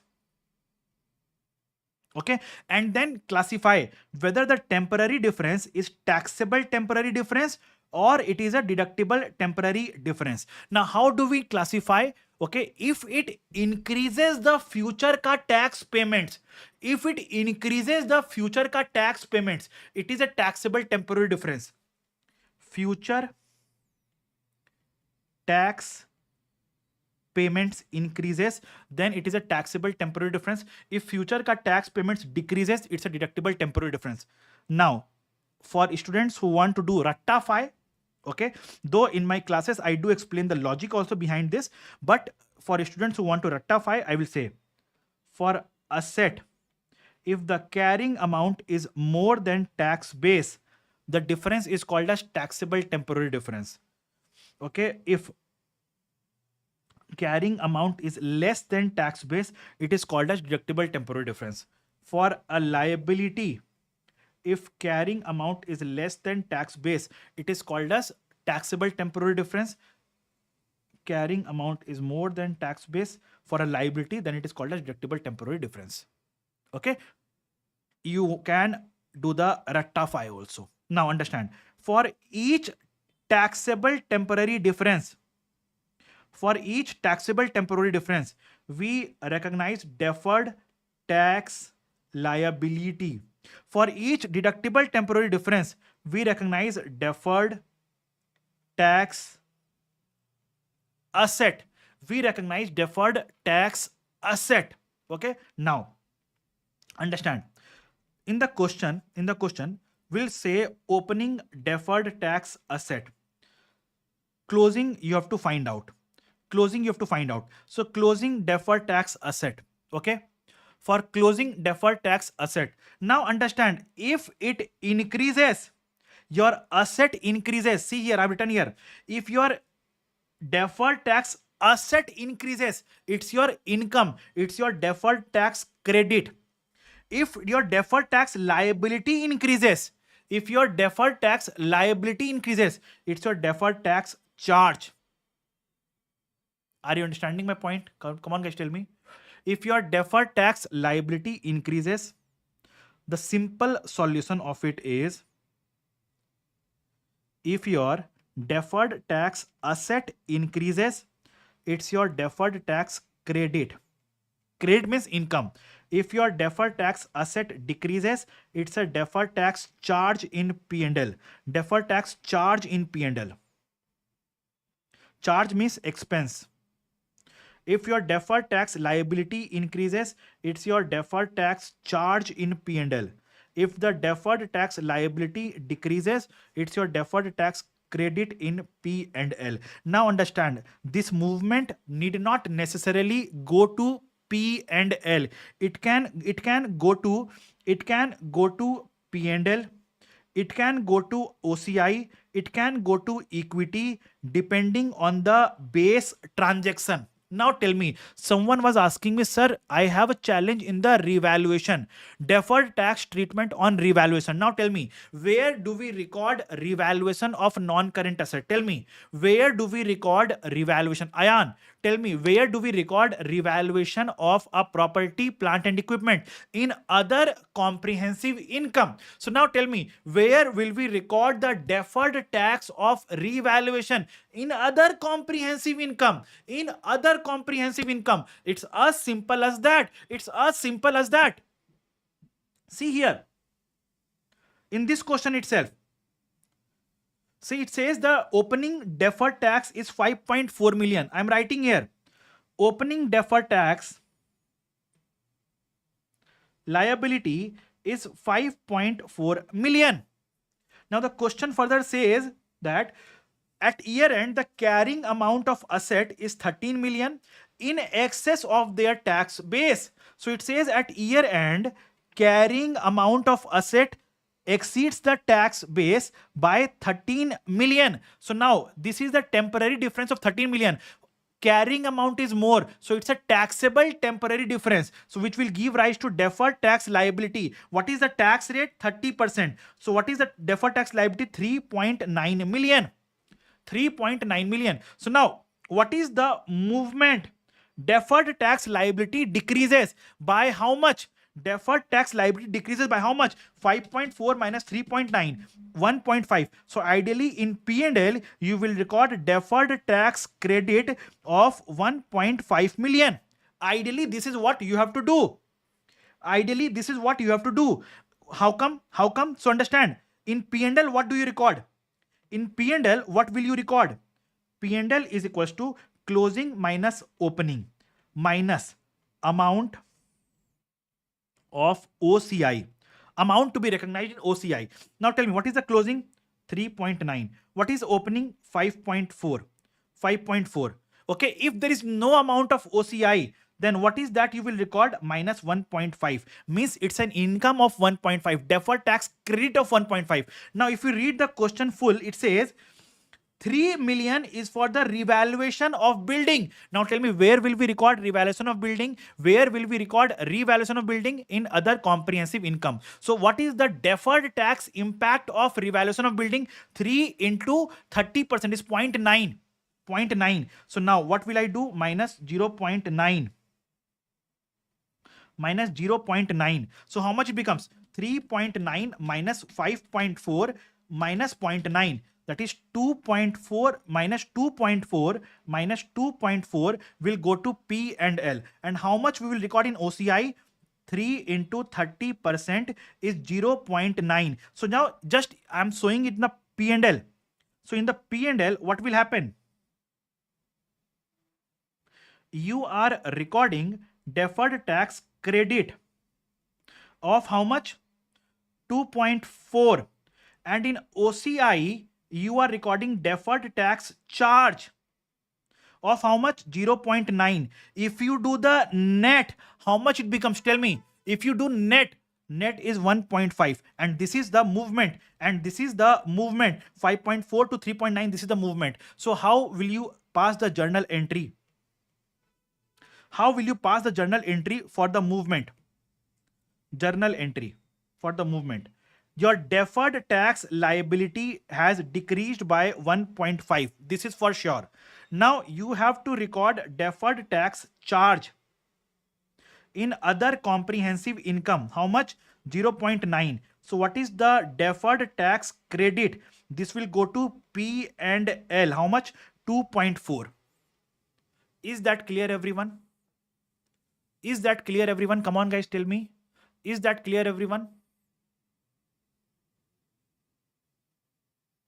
So now what is the total amount that goes to P and L? What is the total amount that goes to P and L? So in the P and L, you record current tax of 18.3. In the P and L, you record deferred tax credit of negative 2.4. So it becomes how much? 18.3 minus 2.4 is 15.9, goes to P&L. Now, what will go to other comprehensive income? You will record a revaluation gain of 3. Now, you will record deferred tax on revaluation gain of 0.9. Okay. Now, Lakshita is asking income tax of Mobi company. Chalo, let us take up. Let us take up income tax of Mobi company.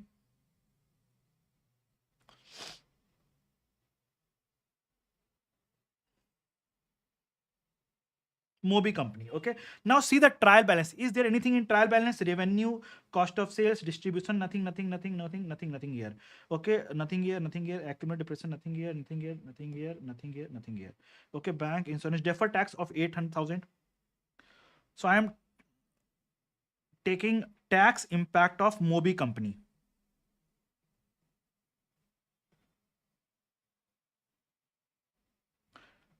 Deferred tax liability or asset?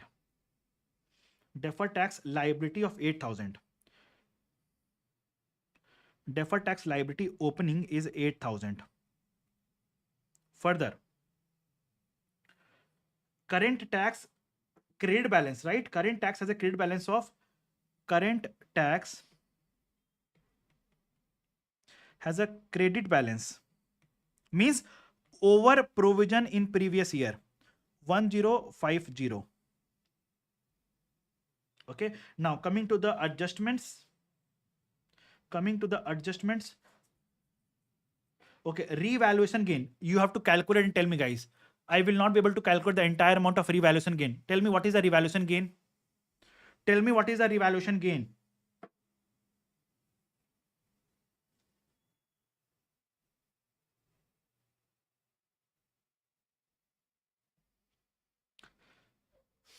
This much you have to do for me.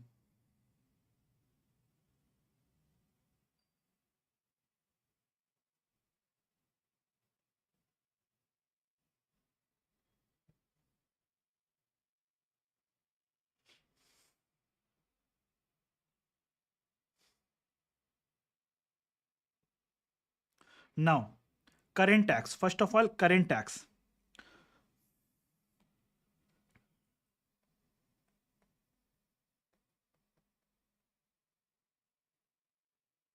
provision for the current year is 3.4. So what will go to P&L? 3,400. The balance is the current tax represents under or over provision of the tax liability for the previous year. Now, what is the previous? Okay, it is credit balance, means minus 1050. Minus 1050. So what will be recognized in P&L? 3,400 minus 1050 is 2,350. Will be recognized in P&L. Now, what will go to SOFP? In SOFP, you will record current tax liability of 3,400. Now coming to deferred tax. Deferred tax, let us take it up here.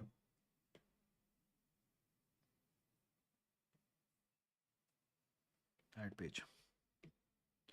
Deferred tax. So now what it says, at 30th September 20x3, the tax base, closing tax base is 24 million, less than their carrying amount. Tax base is less than the carrying amount. Tax base of asset is less than the carrying amount, means carrying amount is more, means it's a taxable temporary difference, Okay, this does not include the effect of revaluation. So now tell me, understand what is happening. It says opening deferred tax liability was 8,000. Okay, now here during the year you have a temporary difference of 24 million. So you will create taxable temporary difference. So for this, what you will do? Point number 1, you will record deferred tax charge in P&L account debit to deferred tax liability. How much? 24,000. Tax rate is how much? 25%. 24,000 ka 25% is 6,000. Okay, now second, what is the revaluation gain? 4,400 someone is telling. I have not calculated the revaluation gain.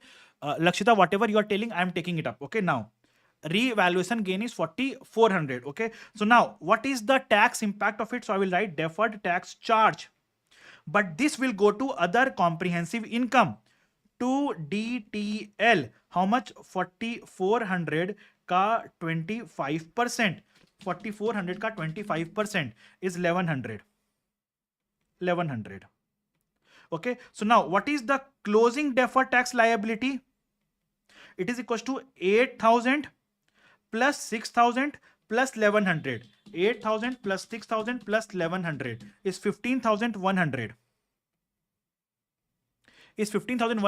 Now this 6,000 will be recognized as a tax expense in P&L. This 1,100 is recognized as tax expense in other comprehensive income. Is that clear now?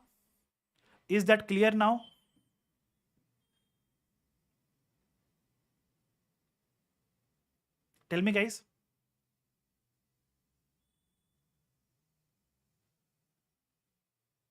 Okay, 6,000 in P&L and 1,100 in OCI. Okay, so this completes my income tax as well. Now the session comes to an end, but now I have to discuss the strategy. What's next you have to do? See, today is 31st of May. We have our exams on 5th of June. So we have, see, today half day is remaining still. Okay, so 1, 2, 3, 4. 4 days and 4.5 days. 4.5 days. Okay, so understand. So this 4.5 days,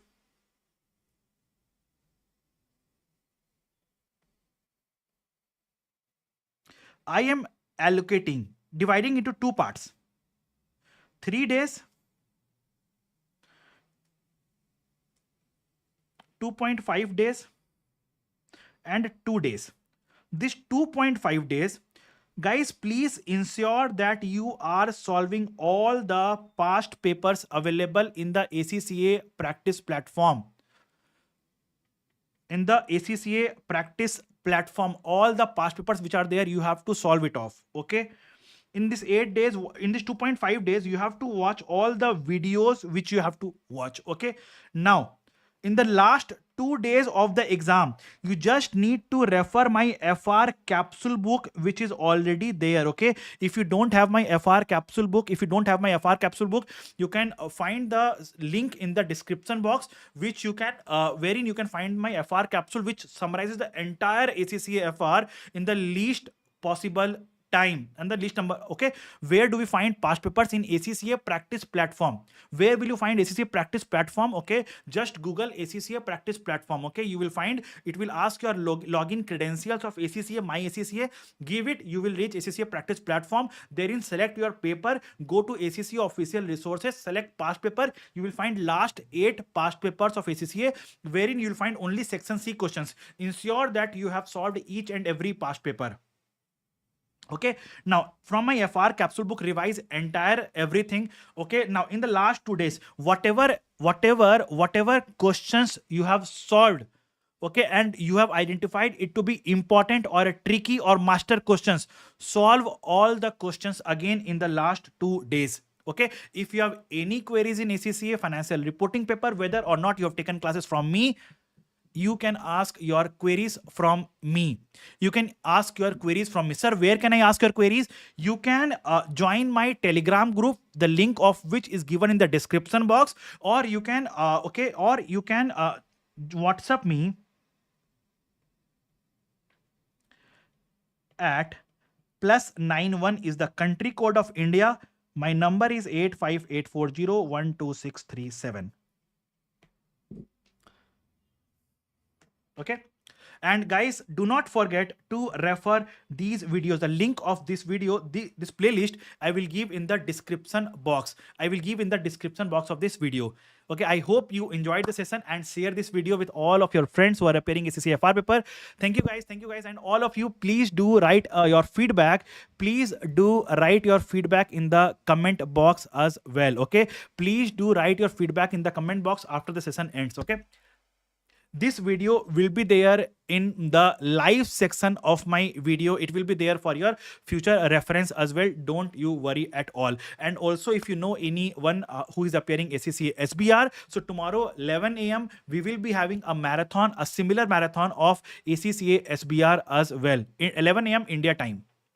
Current, what is your query?